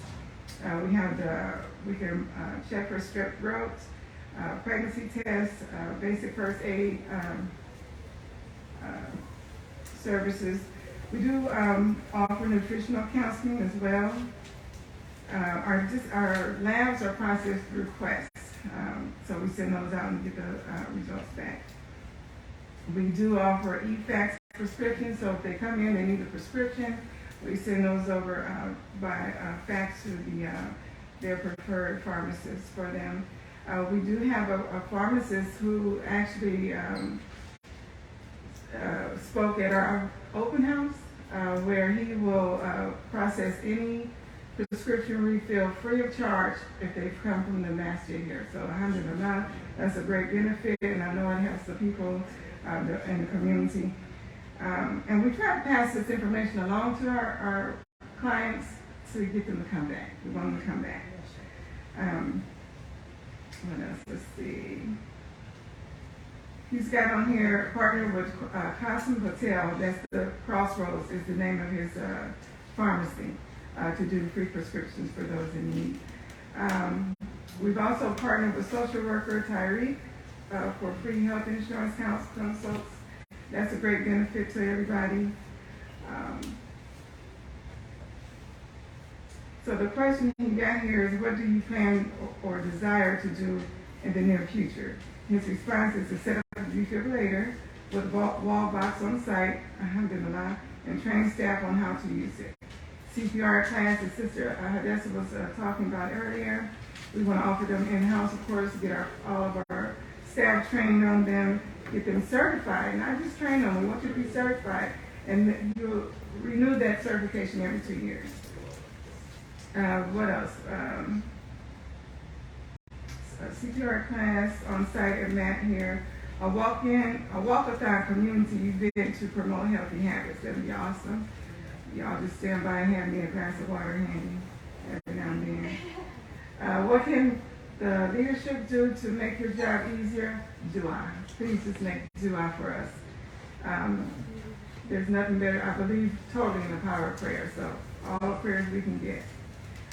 If you have any questions, I'll be glad to try and answer them. Otherwise, look at y'all. Sister, Yes, sir. do you pay attention with the spikes in the COVID? Do you make recommendations in terms of masking and social distances? Do you keep an eye on it now? Absolutely. COVID actually is on the rise again, so they say. So we still try to implement all those masking up and all those good things because it is necessary. So your recommendation right now is for the masjids to mask? We have been, yes. We've been trying to implement that, especially in larger crowds, Jumu'ah prayer, things like that, yes, sir. And then, I hate to say it like this, but I was kind of on the border with the shots and vaccines and stuff like that, but I did get mine. I got the 2. I didn't do the booster because I'm like, okay, wait a minute, let me see. But it's important, and I think it is a very individual preference because that's your body, that's your health. And what I did, why I ended up taking it, I asked Allah to guide me. That's the only reason I took it. I have a few things that I want to add to you and also to make some quick recommendations. I totally agree with the basic life support and advanced life support courses because I'm very enthusiastic about that wherever I get involved with. And for the advanced type of life support, we need to hire a company or somebody that can do it at a very discount. Normally I pay $100 every 2 years to get my own because it's required as part of my insurance and the stress test and other things I do. Then the hospital is required too. So, but we try to get it at a discount so we can get it done. Basic life support we can give ourselves. I can have a class and teach people awareness about symptoms of heart attack, symptoms of stroke, things like that that are very, very useful. That's one. Number 2, keep in mind I sit on a board of an NGO, of a big large organization called Patient Benefit Foundation. That was established by a physician friend of mine, who is Allah has given him a lot, so he donated his own money and set up this Patient Benefit Foundation. You can go to the website, patientbenefitfoundationusa.org. Any patient you have that needs elective surgery, like gallbladder removal, hernia, or some surgery that is disabling him, he doesn't have the resources, doesn't have the money, has insurance that is not adequate, has a $5,000 deductible, refer it to us, and we will get it done. We have contacts with hospitals, contact with anesthesia, surgery centers, the surgeon himself. Or surgeon will do it free, hospital will give a discount, the PBF will pay for it. Excellent. And get it done. But it has to be elective, it has to be a needy person. That's the only thing we require. And if you just if you go to their website, there's a phone number there, you just refer it to them, there's a staff there that will screen these patients and then get it done. So inshallah we are going to have a big meeting of this this organization later in the year. So that's the Patient Benefit Foundation. We will try to get some things, or maybe hopefully I can get the defibrillator that he talked about. It's about $1,000, so it's not that expensive, but it's very useful. It should be there in any place where a lot of people come in. So then we should let people know what to do if somebody collapses or passes out. Very, very important, because a lot of time educated people don't know how to react to a collapsed person. Even medical people. I would teach my office staff. I make a little dummy, a student and say collapse. And see how you people react. What are you going to do? First thing, do 1, 2, 3, 4. What are you going to do? They know the ABCs. They don't know. They don't know. Then you have to call 911. Somebody has to take over. Somebody has to check the pulse, and then start CPR. Anyway, excellent. Thank you so much. Just one thing. Sister Hadessa is actually certified in teaching, so she can teach the BLS and ACLS. But we welcome all. Anybody that wants to volunteer, bring them on. We'll take advantage of all these opportunities. So I pass this microphone to Brother Billy.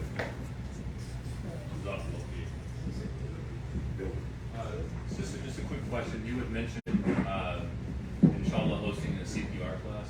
Yes, sir. Can you speak more on the classes that the clinic will hold, CPR, stop and bleed, general first aid, available to the community, and when they might be available? So I believe I need to speak with her more about that, but I believe she's going to start with just the basic CPR training. Some of that is online. It's going to be with the American Red Cross. I think that's what she's with. So we'll get our staff, like I said, trained up, and then eventually work on the community. And she was saying that it was a $40 cost to the community. But inshallah, we can try to get that either discounted or waived or something, so more people. Because I've had to do the Hyman maneuver on my daughter twice. So you have to have it. You're a parent, you got kids, you need to know it, because it's your right.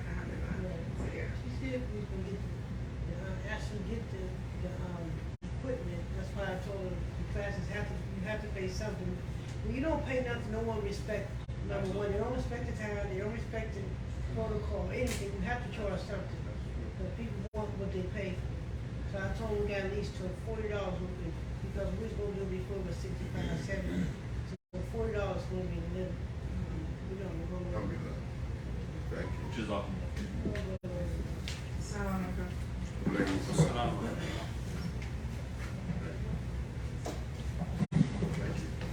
Now, inshallah, I clean my glasses so I can see a little bit better.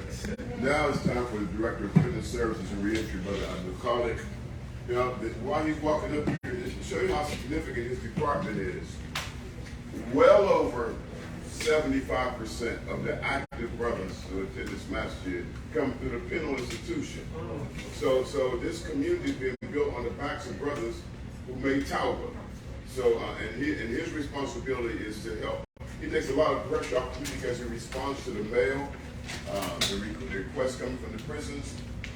and it handles the visits and so forth. So we need to stay in touch with the brothers and make them understand that they have some hope. And that's what Brother Abdul Khalik's job is. May Allah bless him.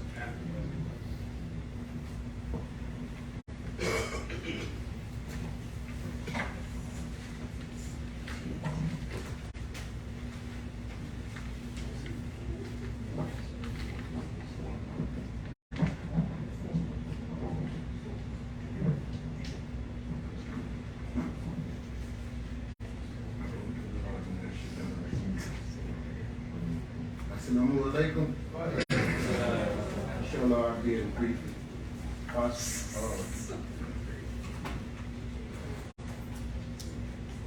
My name is Abdul Khalik Musawir. I somewhat would say I qualified to try and help the brothers that are incarcerated. I myself did 16 years, 11 months, and 8 days. This is the main issue that I want to stress is the importance of getting volunteers. As we know in America, or in the world, that Islam is the fastest growing religion, and in the prison system, it's 18% of the prison population embraces Islam, as opposed to the other religions. So, as the Imam just mentioned, in our communities, I think it would be fair to say not every other house, at least every 3 houses has been affected by the prison population. And then even people in this community that haven't embraced Islam, but they've been in the prison system, they're familiar with the character and the conduct of the Muslims by having Muslim cellies or roommates that you would probably understand more in the prison. And under these circumstances, whenever these non-Muslims come across Muslim cellies and living on the par with them, it's oftentimes that they develop a respect for this religion of Islam. Oftentimes that on the first occasion that I found of being in prison, that you will come across people, and as soon as you walk into the cell and they acknowledge that they're Muslim, they say, man, I'm glad I got a Muslim. I know the house gonna be clean. I'm gonna respect you when you pray. We're gonna do this here. When you need help, they give you all the rules and regulations because they understand your deen from previous Muslims that they came across. This is important of trying to give prison a dialogue because these are the people that is coming back to this community as the Imam stressed, right? In the past, as I go into the system as a prison volunteer, the main objective that I want to try and give to these brothers on the basis when they have questions just as I had questions. And the sister, the sisters made a statement about converts and reverts. You know, it's certain things that you don't want to attach yourself to and things of this nature. One of the things that being a Muslim and embracing in Islam in prison is that you're given a shackle of prison Muslim. You're perceived as a prison Muslim.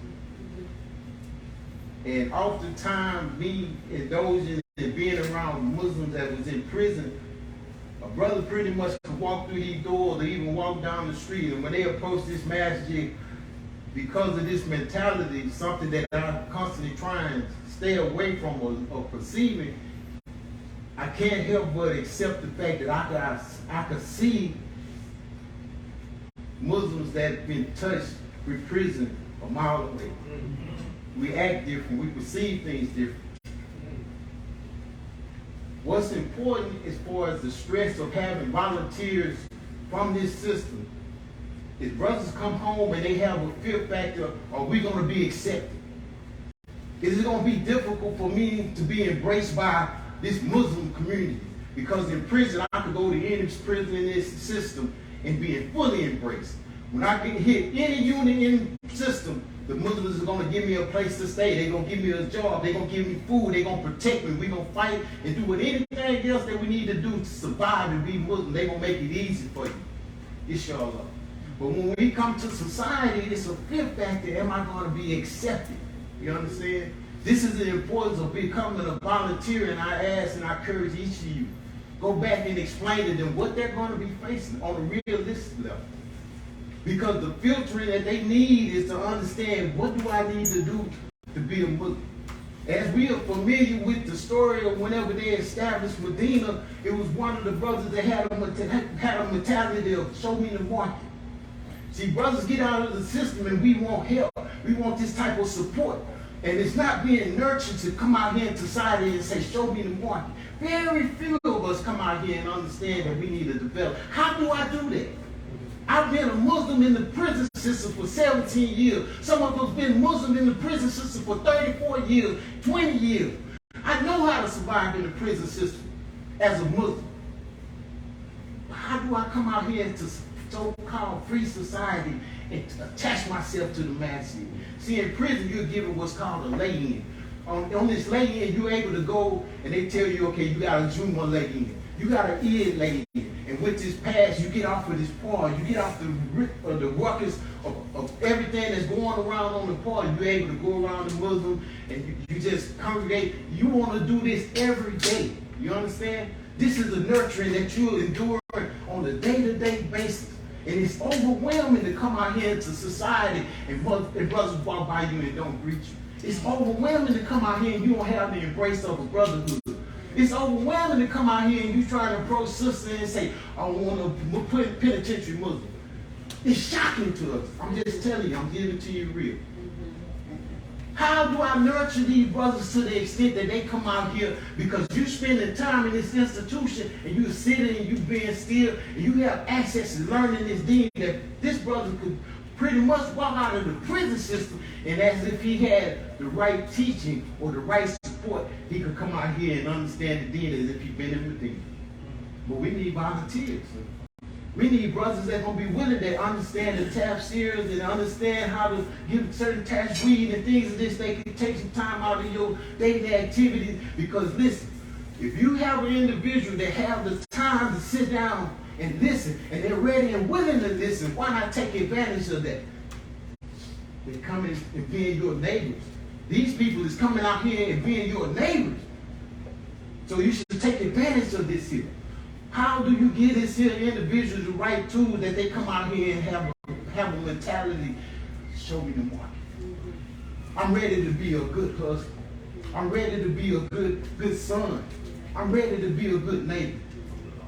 How do I develop this? And I'm telling you from a perspective, I've been out here in the so-called free world for 12 years. And I'm still trying to learn. It's deeply rooted of being a penitentiary Muslim. I understand that. I understand that my mentality is abnormal. I understand from being breeded in the streets and going into the system and embracing Islam and totally changing my life. And then when I get back out here, my family is, whoa, I remember you as junior. You Abdul who now? It's something I've strongly advised. We've been looking and pinpoint with these brothers and these brothers. We need to try and reach in that system and get these sisters. They being overlooked. See, they facing something that I didn't have to pay. I could get out here and put on some jeans and walk the streets. A sister coming out here after being in prison and embracing their deen, you telling her to wrap up, it's different. And she needs to be facilitated and supported by this here community. And she giving the avenues is like, hey, we're going to make this as easy as possible for you. We need volunteers to psychologically explain to them, you can do this. It is possible.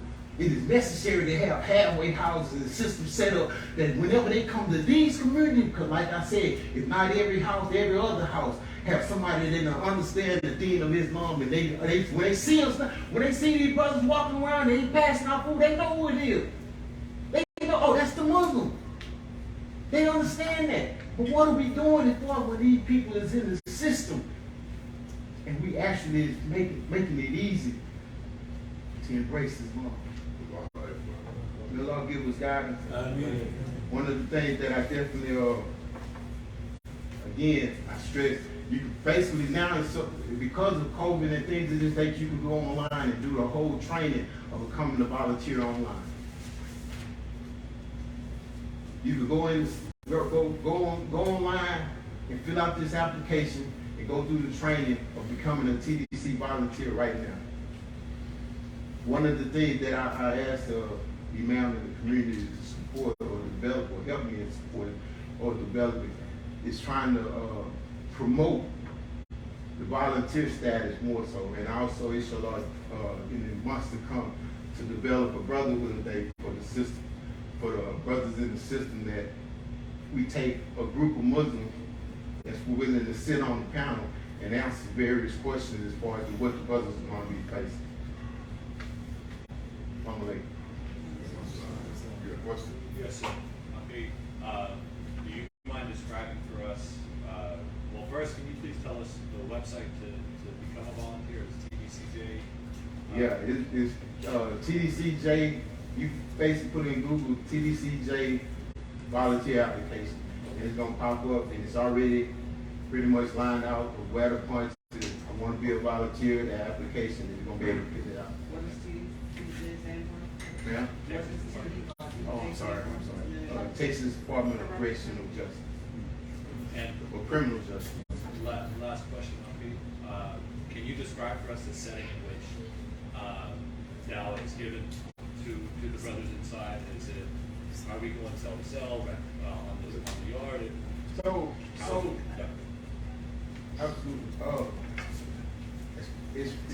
It's believe it or not, it's relatively easy because these brothers are in an environment that they actually have the books and material at times to study them in. So whenever you come in, as far as trying to teach them or instruct them, believe it or not, it's a lot of things they already up on. They've studied diligently as far as even the Arabic and the tafsir and things. So it's like a basic of how do you apply this, you know? Case in point, it's like, hey brother, we done read as far as about abstaining from sex and with I'm not married. How do you actually do this fasting thing? And it's like, because they're looking at you, you live in the thing, you know what I'm saying? So this is the dawah that, as far as trying to nurture them along like that. But definitely as far as material wise, it's certain schools of thought or things this nature that again, basically they really could kind of like give you, you'll be impressed as far as what the brothers have to contribute for teaching and learning, and you're just basically there to do a little bit of damage control. Because the only reason why I say that, because throughout the time that I was incarcerated, we often had volunteers that would come once in a while and things of this nature. And the information that they was giving us as far as, the basics of Islam, it was rich. Alhamdulillah, may Allah reward them. But none of these individuals was actually able to tell me what I, as a Muslim, if our fifth ward was going to be facing, or even coming out into society. They wasn't giving me that, and that's the dawah that I believe that is definitely weak. I think what he was asking was, when you go in, they have a set area. It's like a master, I wouldn't say a master, but they have a room. And there's guards around, and all the inmates are called out, and they go to that room, and then you do whatever you do, giving them drugs. So that's the set. Also, this is the first time I've ever missed the Eid. For some reason, I got no donation this year. For the Eid? No, for the Eid just passed. First one I've missed probably in about 30 years. No donation, zero. Something else I wanted to mention. But anyway, that's So on that note, actually, and he could speak on it. He's already mentioned to me as far as trying to set up an account specifically geared towards prison dawah and events such as Eid and things of this nature to get the support or the sponsorship. So he's kind of already up on that, and that's something that is inshallah you be able to and this is what I think would be ideal to have, like, if we could build a team for maybe 10 sisters, 10 brothers, adopt 3 units, you going every other one, and dealing with the magic. But I'm saying that it got to be more of us on the ground, in the cover, and on the same basis. Also, I've noticed it's a lot, don't know how you say it, Muslim from other countries now, born Muslims, are now becoming insaturated. There's a lot more people who are born and raised Muslim in there now. So when I'm getting questions and addressing calls from chaplains, it's about Muslims who are born Muslim, who are not African. And I'm sorry, I'll give one last question. What days of the month do you go and how frequently? So it depends on the unit that you go, but the one I recently went to, which I went for their year, they have, of course, Juma on Friday. If you become a volunteer, you can go to the Juma service and attend. On Saturdays, they have a Talib service. And on Sundays, on the unit that I go to, they have Arabic studies class. So, believe it or not, on some units, bro, if they don't have a volunteer, they don't even have service. You know, so that's how greatly in need that we are of volunteers. You know. Yes. Is there you know you spark a lot by saying that, so I'm not going to throw a bunch of ideas out there. But is there some way that we can meet with you, like ex-convicts, brothers that have been down, that, you know, one brother did 34 years, I did 30. You know, got background doing this type of stuff. Probably the only person that had accredited courses, that taught accredited courses, that you can take out of the work, get credit for. So we want to start implementing that. I'm out there now, doing nothing. Gotta do something. And is there any way that we can meet with some ex-convicts that we can start doing programs? And also, we be careful about who we. Is there some way that we can kind of screen the people that go there? I know some people that go down there and volunteer, and they trying to be players and this and that. What they bring them brothers? So as of right now, Imam Rakib, some of you, I'm pretty sure you might be familiar with. He actually has given Zuma here on a couple of occasions, and he's the actual chaplain assistant for the Muslims. Okay, and he's developing a process that all the volunteers basically gonna go through there, so they go through him, so they don't be just, as you said, going through there with other intentions on doing certain teaching. So Imam Rakib Abdul Jabbar, he actually is definitely filtering certain things of that nature. But as far as us congregate or coming together, yeah, you know, it's definitely needed, you know, because it's needed, it's imperative that we develop this here because the brother need that type of a counseling, you know, out here, you know, of being around like-minded each other. So Allah make it easy.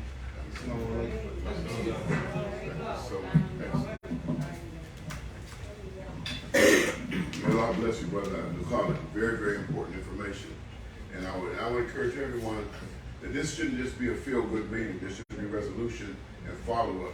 Even those that had questions, even if you're not sure what your question wanted to be, follow up. Everybody who spoke here has a business card out there on the counter, so we can stay in touch with them, inshallah.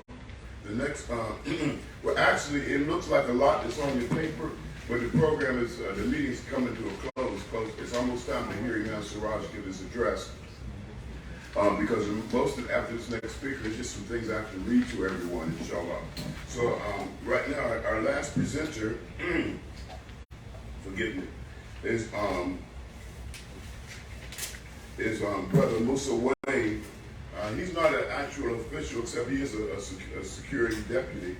But we have asked him to give some reflections on the importance, mainly for the brothers, the importance. I should say sister too. I'm gonna tell you why. The importance of making salat at the masjid. And the reason why I say it could be for the sister too, because sisters, those of you who are married, don't you know that it's part of your job to make sure your husband gets up out of that house and go pray with the brothers? Oh yeah.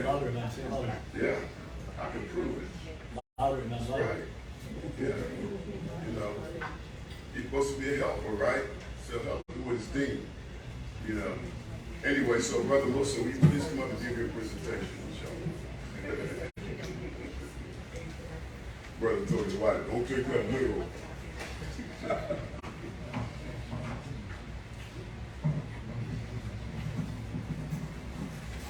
Assalamu alaikum wa rahmatullahi wa barakatuh. So my name is Musa Wagner.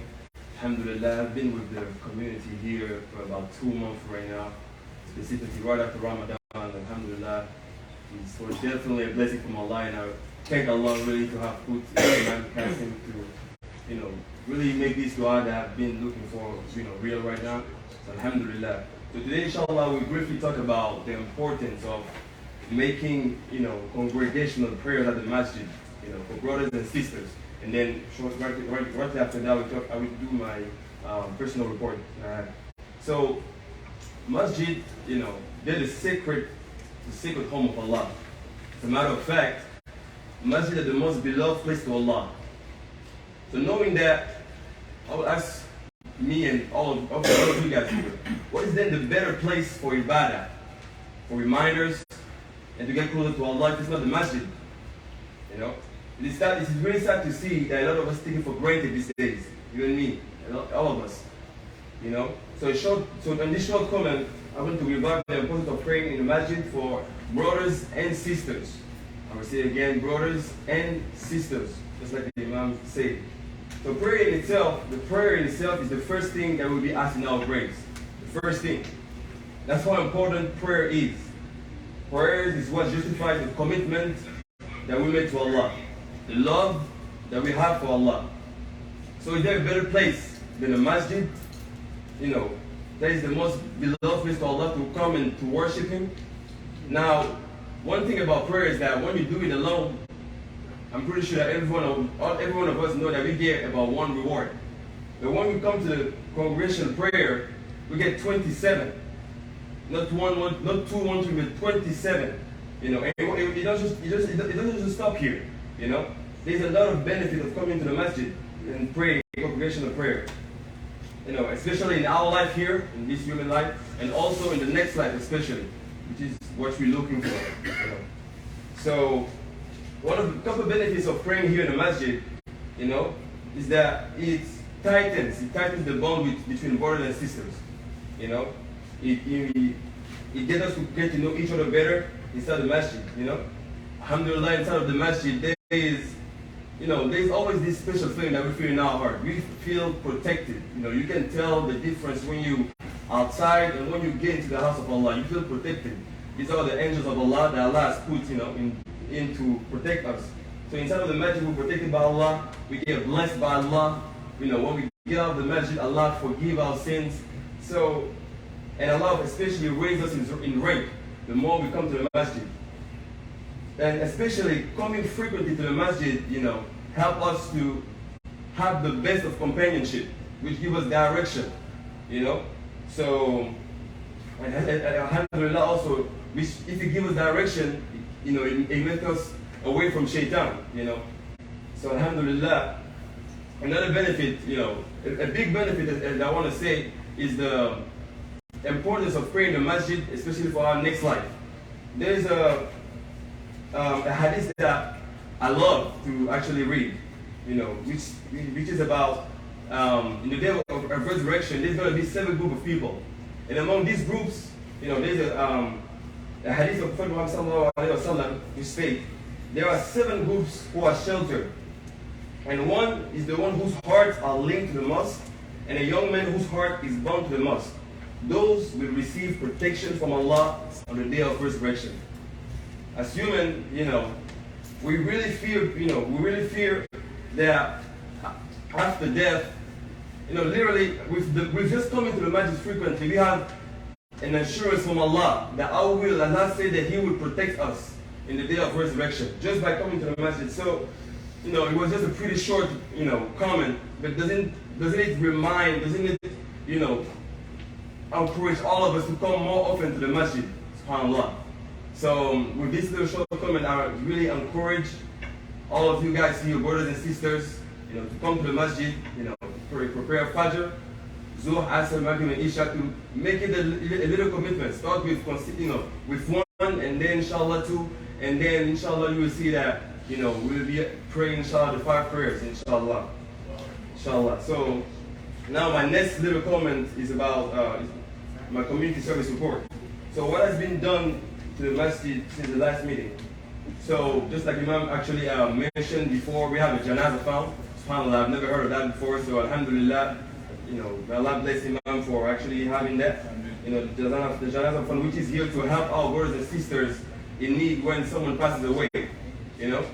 Also, every Sunday we encourage brothers and sisters, to come here and pray Fajr, to pray Fajr prayer. What we do on these Sundays, we pray Fajr together. Alhamdulillah, we try to link up. And recently, with the community here, we tried to read a couple of verses of the Quran. Last week, Alhamdulillah, they started with Surah Yasin. So what they do, we read the Surah, we translate it, and then we give a couple of explanations. So Alhamdulillah, on every Sunday, we do that.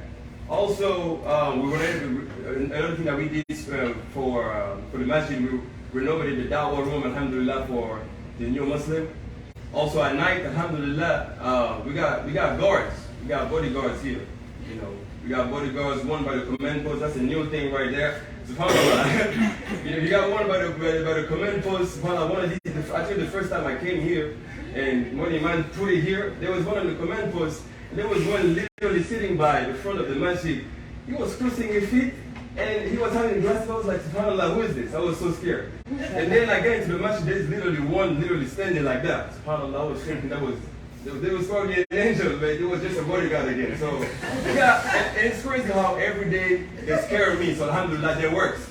I can say that this bodyguard works. So, Alhamdulillah, for the idea to have them here. And every day is different. Sometimes I will even think about them, but I will come, they will still astonish me. Like, what are they doing here? So, Alhamdulillah. So, yeah. And my goal for the masjid, Alhamdulillah, is to consistently pray Fajr and Isha. Alhamdulillah, I work with my car, so I wake up early. I try to pray always Fajr here. I can do better. These days that I struggle, but Alhamdulillah, I want to do better. So I pray Allah to make it easy for me, and also for Isha, and then eventually, just like I tell everyone, my goal is eventually to do all the prayers at the masjid. Inshallah, Masjid At-Tawhid, inshallah. So, and yeah, and about the Imam, what I want for the Imam, what type of comment I have about the Imam.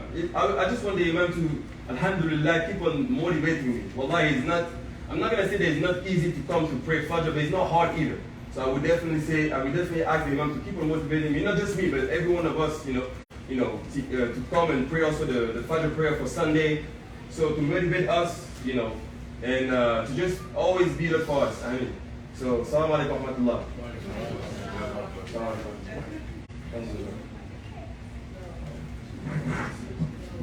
We're getting real close to the dessert, which is Imam Siraj's talk. We'll get close to the end. Regarding what he mentioned about the Sunday, we did add a new element to try to encourage more brothers to at least join us for Fajr prayer on Sunday morning when most of the brothers are off. Then what we do is after the Salat, we all will read Surah Yasin together in Arabic. And then we'll let one of the brothers who's really fluent in Arabic, Brother Salim or Brother Ali, to give us a little talk on one or two of the ayats. It's very, very nice. It was so beautiful last time. It was amazing. So we're hoping that more brothers will try to come out at least that time. Okay, having said that, there's a new committee that I talked to Sister Hussaina to talk to the sisters about that I want to establish here. And inshallah, by the time we have the next community service meeting, that video will be in full force. I got the idea because the Eid gathering that the sisters organized for the entire masjid was so beautiful, so successful. And I was eavesdropping, the halal eavesdropping, I was listening to the sisters planning, we live in the same house, but I was listening to the sisters planning, and I was totally amazed and impressed as how well they were organizing and orchestrating this activity for the entire masjid. It came out picture perfect. The only thing went wrong, it wasn't even our fault. The people that we got the place from kept changing the rules, and it was silly. But the element, the sisters really inspired me because it helped me to support my point. When we first opened the masjid, Sister Ramona was here, Sister Sophia was here. When we first had the building over there, I said, I want to give this building to the sisters, because if the sisters are active and motivated and they breathe life into the community. And they proved it with this last thing they put together. So at first I said I want to develop a sisterhood committee. You know, but they don't need a sisterhood committee because they're already doing the work without that title. So what I want to establish, and I asked Hussaina to approach Sister Nasiha and Sister Sauda to spearhead it, is a committee that I want to call the Family Activities Committee. And let these sisters plan activities for the masjid. Or they can be field trips, over-the-road trips, charter buses, something like we did last week at a retreat in Gauss, whatever they do, because they're going to do it, they're going to get it done. One thing about these sisters, if I ask them to do something, they're going to get it done. The brothers, I gotta be like Dr. Shee, I gotta be like pulling teeth. Ask the brother, the couple brothers that was here when we first opened the masjid, they argued with me about the women. Said, you should get that to the brothers so we can play pool and play ping pong.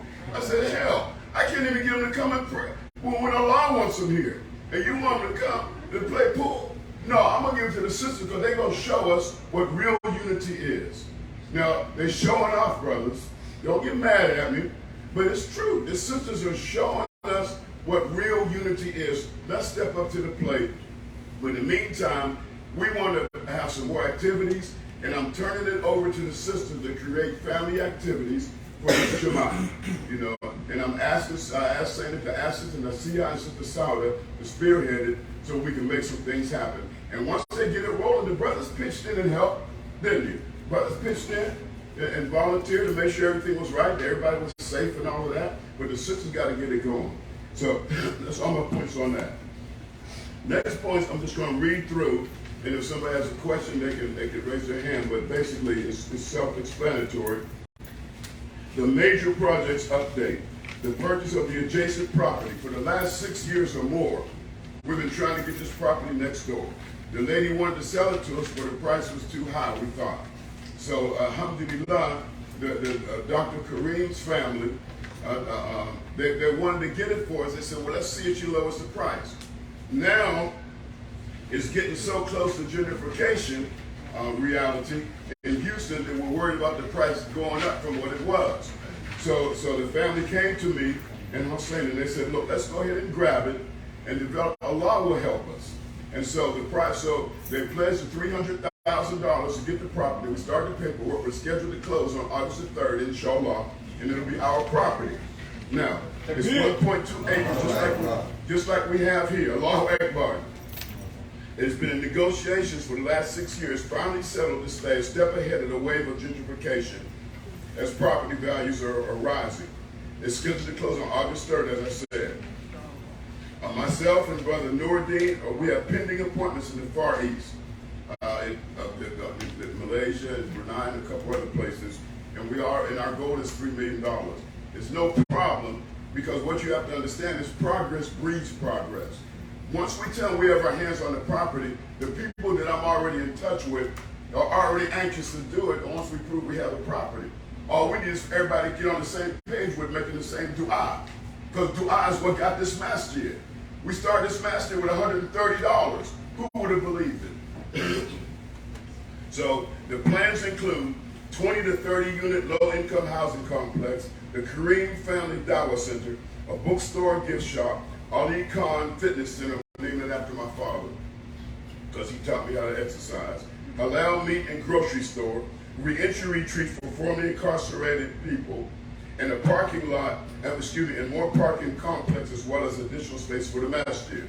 All the building contractors are already in place. The architects are being currently considered and interviewed. Next, presently tabled necessary major maintenance needs. These are needs that's just tabled for now. We need to replace the screws in the masjid metal roof and apply silicone seal. Our electricians, when they were helping us remodel this, when they looked up in the ceiling, they realized that there was some rust on the main beams that support this roof. So the rust is only there because over the years, there's openings in the seams of the metal roof. And they said there's no problem now, but as I said before, we're looking at our future generations. We don't want our grandchildren to have to worry about the roof. So sometime soon, inshallah, we need to change the screws and seal those seams up with silicone. Number two, to seal the parking lot to lengthen the life of the surface. I'm guilty of allowing the contractors to put the inferior concrete. It looks okay now. It looks better than it did. We all remember the mud. However, we need to seal it so that we can extend the life of the concrete parking lot so our great-grandchildren don't have to worry about tearing up the parking lot and repaving it. Last one, we need to replace the roof on the Muslim Women's Center. That's the least expensive. We can jump on that as soon as possible, inshallah. Longer-term goals. The purchase of the demolished property at 5806 Hirsch Road, formerly the True Faith Missionary Baptist Worship Center. That's the church that fell apart down the street, about a half a block down. We want to purchase that. I've already been talking to Brother Hanif Harris, who's helped us to research the owners and talk to them. We're going to build a full-time Islamic school, K through 12, inshallah. Imam Siraj said that even in New York, with all the Muslim schools, 95% of Muslim children still going to a non-Muslim school. That's insanity, you know. So we got everything. We got architects, doctors, engineers, nurses. We got everything except each other, you know. So we get some unity, we can do this. And I believe, I have faith in Allah. If Allah wants us to put a school there, there's going to be a school there real soon, inshallah. We just got to believe it. No point in praying if you don't believe that Allah is going to answer you. Special award. Okay. Now, we're at the end of we're getting close to Imam Siraj's speech time. I have 3 awards, two of the special awards. Volunteer Sister of the Year. The reason I didn't ask the community to vote, because the community would just voted for the most popular person. And the most popular person is Hussein. See, she could have a TV show called Everybody Loves Hussein. Everywhere I take her around the world, they fall in love with her. You know, everybody worries she's okay. One time she brought me a second wife. I want you to marry this sister. I got emails and phone calls from all over the world. The sister saying, okay. That's what about me? So Saina's not eligible to receive this the Volunteer Sister of the Year award. Number one, never mind my jokes, but because it has to be somebody who it's possible to outwork. If you try, no matter how hard you try, there's no sister can outwork Hussein. So it has to be somebody. So we selected a sister. We, me, myself, and I selected a sister to be the Volunteer Sister of the Year. And this sister, it's possible to outwork her if you're willing to try hard enough. So this sister, I'm with somebody to go and get Sister Burt Tahara and bring her up here.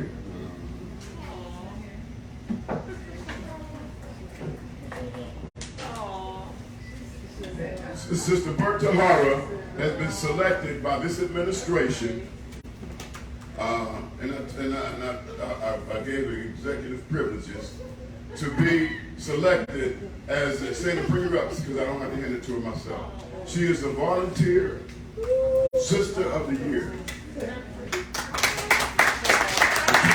2021, 2022. As a matter of fact, she works directly. Let me say to tell you why she's so valuable. Here.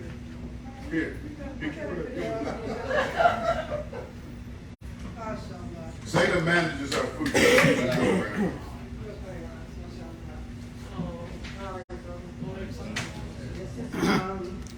It's been very hard. She's been very, motivated to come here. She retired from her own job. Now she has this. She came here to work for God. She's been very supportive. She's always here before me. And she's the one that said, hey, we got to work today, So she's very responsible and liable here, and we really appreciate her. Thank you. The other one, I had to select a Volunteer Brother of the Year. Again, I couldn't ask anybody to vote because you all not here when I'm here to see what's being done when everybody's not around. So everybody thinking, well, it's my right-hand man, Nuruddin. No, it should be assistant Brother Salim, he teaches Arabic and all that. But the one who is the most difficult to outwork, who does everything, is Brother Ali Masood.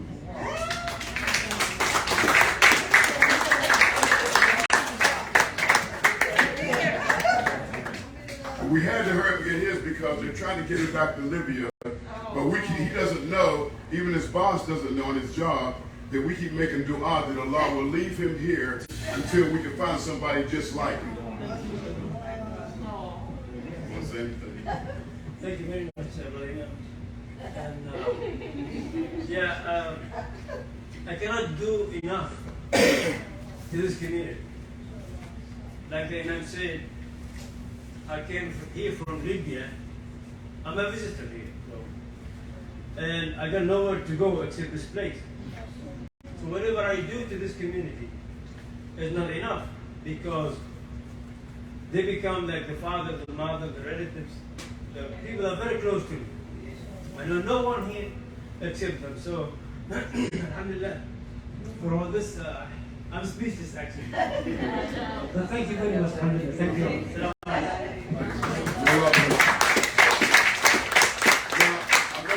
Close to the normal dua prayer time, but we always know, everybody who comes here regularly on the weekends know we always adjust our dua prayer on Sundays. We make it earlier, make it a little bit later. And so as I introduce our guest speaker for today, who is also our advisory board member, he's also the imam that gave our inaugural Jummah khutbah here. And I remember Imam Siraj, when he gave the khutbah, after he made the announcement, he said, he was only 16 people there at the Jummah prayer. Now there's like 300 coming. He said, Kaz, that's what he like to call me, don't try it. He said, Kaz, you're going to fill this place up. I said, no, I think Allah's going to fill it up. And now it's happening. So this award here is for a person who, no matter if he's available and he's able, he always comes to help.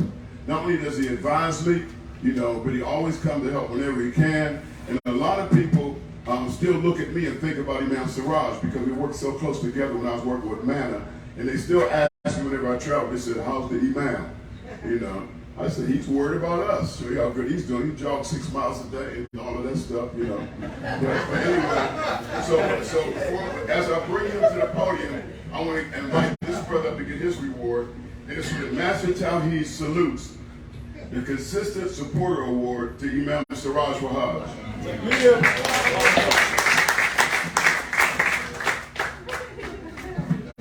Take your time with this.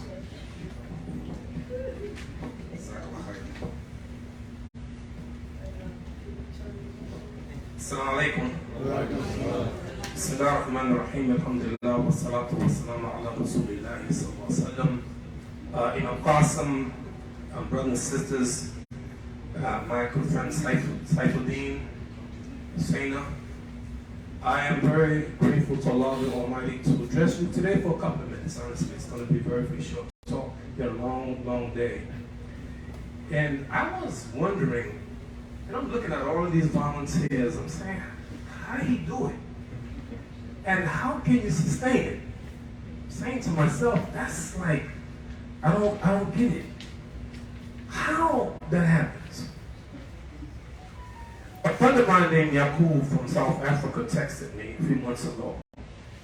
He said, Imam Siraj, do everything with a good spirit, expecting no reward. I texted back. Do everything with a good spirit, expecting no reward except from Allah.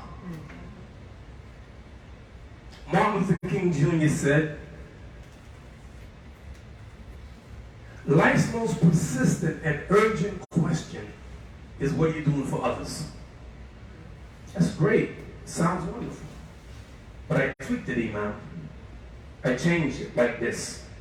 Life's most persistent and urgent question is what are you doing for yourself by serving others? Where I get that from? I got it from Quran. Whatever good you spend is for yourself. Abu Hurairah, may Allah subhanahu wa ta'ala bless him, over 5,000 hadith from the Prophet Muhammad alayhi salatu wasalam. I can never say, I heard the Prophet say this. I can never say that. But Abu Hurairah can. And all of these hadith, he narrates until he gets to the door of the Prophet alayhi salatu wasalam, he don't go in. That's it. So all of the hadith is before he goes inside the home of the Prophet. But who's there? Aisha radiallahu anha. And so Aisha radiallahu anha, I'm going to say two things that she said. كان رسول الله صلى الله عليه وسلم يذكر الله على كل أحيانه. The messenger of Allah remembered Allah in every circumstance. Always remembering Allah. And she can say it because she's there with him. So one day, she's watching the Prophet, peace and blessing be upon him, and she said, he prayed so long that his feet began to crack. He said, Ya Rasulullah, لِمَا تَسْنُ هَذَا? Why are you doing that? وَقَدْ غَفَرَ اللَّهُ لَكَ مَا تَقَدَّمَ مِنْ ذِنْبِكَ وَمَا تَأَخَّرَ. Allah has already forgiven your past sins and your future sins. Now, class, I'm going to be real with you. Can I be real with you? Wallahi, I don't know what I would do if Allah said to me, Siraj, don't worry, whatever you do, you straight. I'm being real with you. But she said, why do you do that? She said, should I not be a grateful servant? Now, can you give me another 3-4 minutes? 5 minutes? 10 minutes? Don't do it. Don't do it. Don't do it. Now, I remember the Prophet ﷺ, he went to Medina. And he saw the people pollinating date palms. He said, why do you do that? He said, we get a better crop. He said, maybe it's better you don't do that. Now, for the Prophet, his suggestion is enough. He ain't telling you, it's enough. So they stopped doing it. And the crops failed. And they came back to the messenger and said, Ya Rasul, this is what we're talking about. And listen to what he said. Every leader, every president, every prime minister, every king, every chief of police, every general should listen to what the Prophet said, alayhi salatu wasalam. He said this. إِذَا أَمَرْتُكُمْ بِدِينِكُمْ فَخُذُوا بِهِ. When I order you to do something of a religion, you do it. Ain't got no question about 5 prayers a day. You do it. Fasting the month of Ramadan, you do it. Making Hajj, you do it. وَإِذَا أَمَرْتُكُمْ بِشَيْءٍ رَأْيٍ فَإِنَّمَا أَنَا بَشَرٌ. And when I order you to do something of my opinion, I'm only a human being. 2 things that he said. There's a lot of things, but I'm going to just pick 1 or 2 things. He said, Abu Bakr fil Jannah. Abu Bakr's in Jannah. That's not his opinion. That's wahi. That's revelation. He ain't saying, I hope Abu Bakr, no, Abu Bakr fil Jannah. Umar fil Jannah. Umar's in Jannah. And he mentioned in one hadith, 10 Sahaba. Right? You're talking about Uthman and Ali, Abdul Rahman, and 10 Sahaba. So this is what the Prophet said, alayhi salatu wasalam. Let me choose one of them. Umar radiallahu anhu. Umar lived 10 years after the Prophet. Peace and blessing be upon him. And every time a delegation from Yemen came, he said, Afikum Uwais ibn Amir? Is there a man among you named Uwais ibn Amir? 10 years! He has this obsession, finding this man, why? And finally, he sees him. And he asks him this question.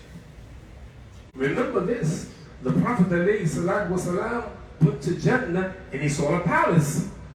He said, who does this belong to? They said, Omar.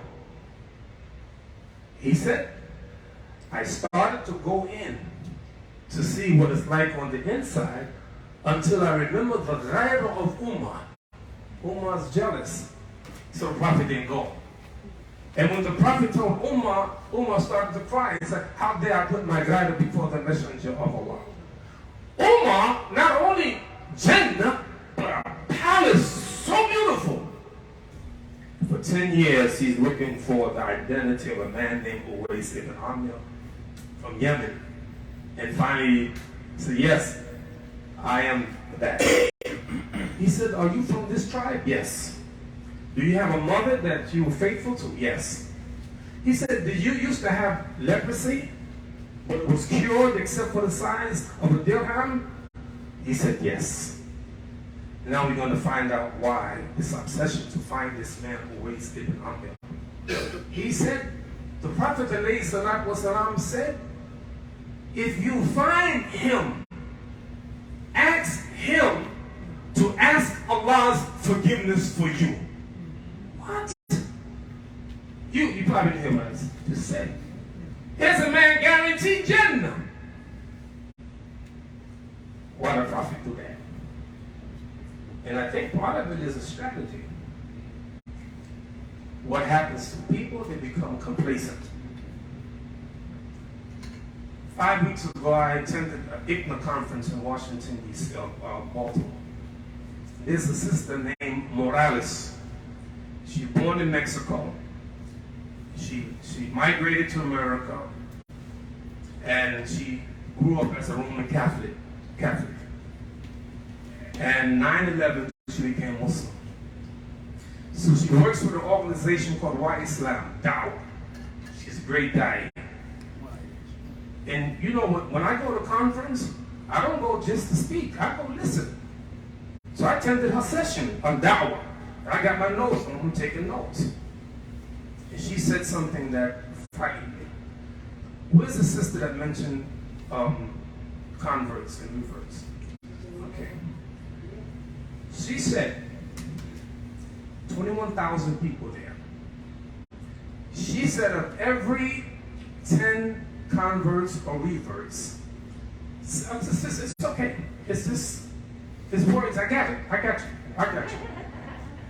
Every 7 out of 10 who become Muslim leave Islam. 70%.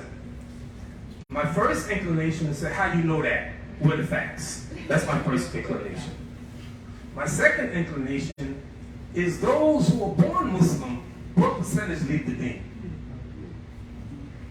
And then I started to ask myself the question, why do people leave the deen? I want to say this, sister, and I learned this a long time ago. Muslims get mad at me when I'm going to say no. I'll let you know they're going to get mad at me. When you look at hadith literature, and Aisha, radiallahu anha, al-Mu'mineen, Abdullah. Aisha, mother of the faithful. Why do they call her mother of the faithful? Allah said in the Quran, and the wives of the Prophet are your mother. So that's what they call her. But why Abdullah? She had no children. Why? Why is she called Abdullah? Who's Abdullah? Abdullah is the son of her sister Asma.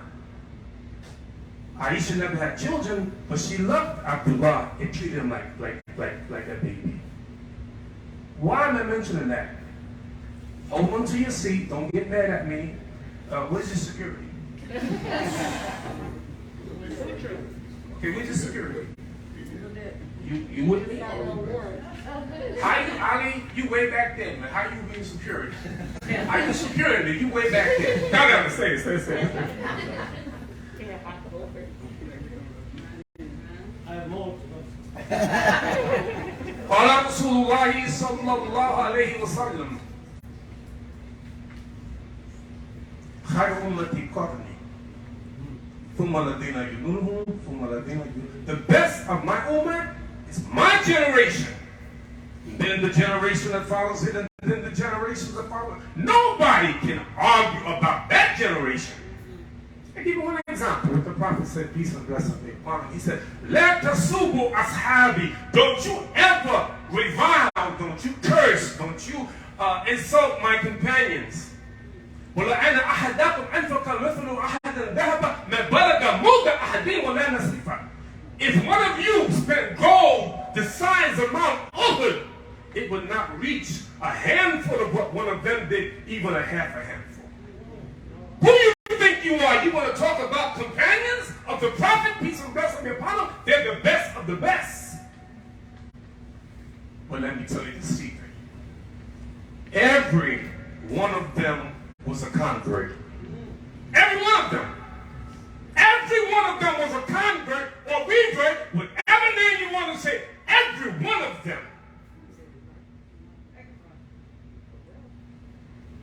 There's something that happens with us. Let me give you a hint, and I finish. He said, إن أحدكم ليعلم بأمر أهل الجنة حتى ما يكون بينه وبينها إلى ذراع.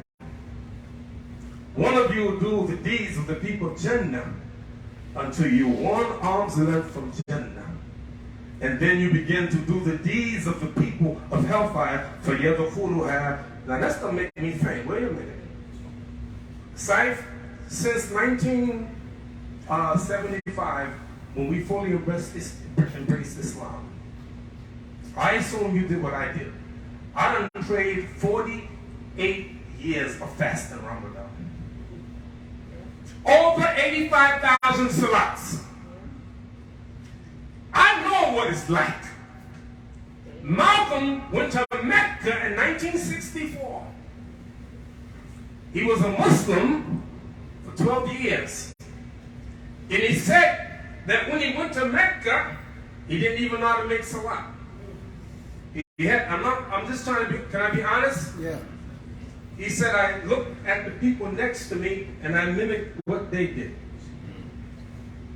The Prophet, peace and blessing be upon him, sitting in the masjid, and a man comes in, he makes salat and says, Assalamu alaikum ya Rasulullah. He said, Wa alaikum salam. Farijat fasalli, fa innaka lam tusalli. Go back and pray. You didn't pray. The man goes back and he prays again. He comes, Assalamu alaikum, wa alaikum salam. Farijat fasalli, fa innaka lam tusalli. Go back and pray. You haven't prayed. He go back and pray again. Third time, same thing. He said, Ya Rasulullah, I don't know a prayer better than this. Teach me how to pray. He said, Salu kama ra'aytumuni salli. Pray as you see me pray. Allah blessed me to make pilgrimage 6 times. Umrah maybe 8 times. Thanks be to Allah that we were guided to Islam. And this is my concern. Muslims get complacent. I got this. So the Prophet reminded us, you will follow those who came before you, step by step and inch by inch, so that if they crawled in a hole of a lizard, you follow right behind them. He's telling us something. Say what you want to say. The Jews and the Christians used to teach the same thing that we teach. The same prophets that we believe in. What happened? Don't be like those who forgot Allah, and therefore Allah called them to forget themselves. It's hard to forget Allah. You make the salat 5 times a day. It's difficult to forget Allah. You come into the masjid all the time. It's difficult to forget about Allah and you fasting in the month of Ramadan. It's difficult to forget about Allah and you fasting on Mondays and Thursdays. It's difficult to forget about Allah and you reading the Quran and the Sunnah. It's difficult to forget about Allah and you doing dhikr. So what I'm learning from the Prophet, peace and blessing be upon him, is that he made sure his Sahaba, the converts, is she looking at me? She refused to look at me. He made sure that they kept to the deen. You got to do the same thing. Don't think you got it made. So Imam Qasim, I commend you. Really, this was an eye-opener for me. My community don't function as good as this community. I've been an imam there for about 1,000 years. No, serious. I feel like it's been 1,000 years. And the amount of work that you do, all I say is don't stop. And you will get rewarded. Last point. the essence, the entire Quran and Sunnah is Allah's promise, what they're going to give you. Allah will ask the person least punished in the hellfire. If you had the whole world and everything in it, would you ransom to save yourself from this? They said yes. Allah will say, ask for something much smaller than that. Everything is belief in hereafter. There's a German philosopher, Arthur Schopenhauer. He's called the philosopher of pessimism. He said life is an endless pain with a painful end. You know, you got to be careful what you watch, what you read. It can have an effect on you. Let me give you an example, because sometimes the author's philosophy is in his work. How many of you heard of Shakespeare? Okay. Can I give you a little Shakespeare? Can I? Macbeth. Heard Macbeth? Okay. Macbeth's wife just died. And this is what he said. Well, wait a minute. It's Shakespeare saying it. So you watching television, you watching movies, and you listening, and a message is going inside of you. Life's but a walking shadow, a poor play that struts and frets his hour on the stage and is heard no more. It's a tale told by an idiot full of sound and fury, signifying nothing. What? Did you hear that? Huh? Did you hear that? Life is a tale told by an idiot full of sound and fury, signifying nothing. I agree with Shakespeare and Macbeth if there's no life after death. If there's no life after death, this life don't make no sense. And Imam Ahmed from Arizona, he said, Imam, I went to Jordan to visit my mother. And I went to her and said, Assalamu alaikum. She said, who are you? He said, I'm your son Ahmed. She said, oh. 5 minutes later, who are you?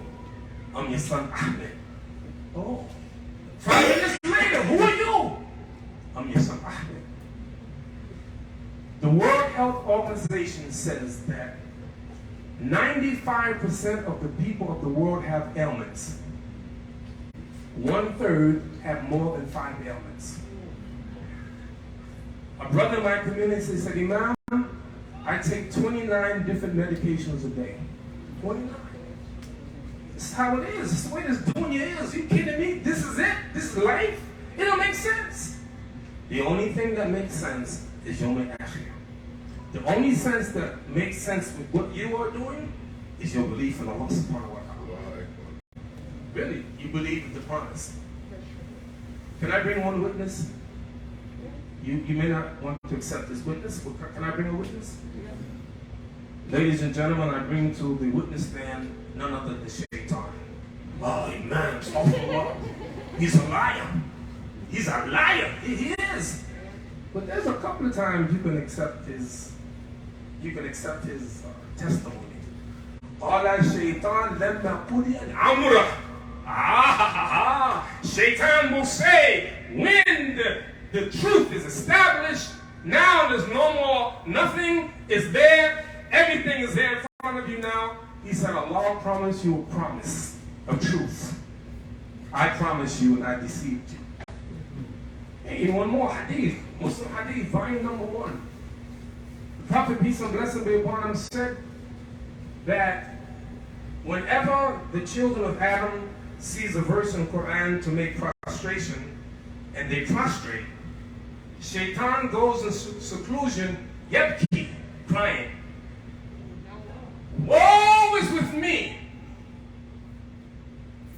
This child of Adam was given a commandment to bow down, and they bow down for the Jannah. He will have Jannah. I was given a commandment to bow down, and I refused. For me, it's hellfire.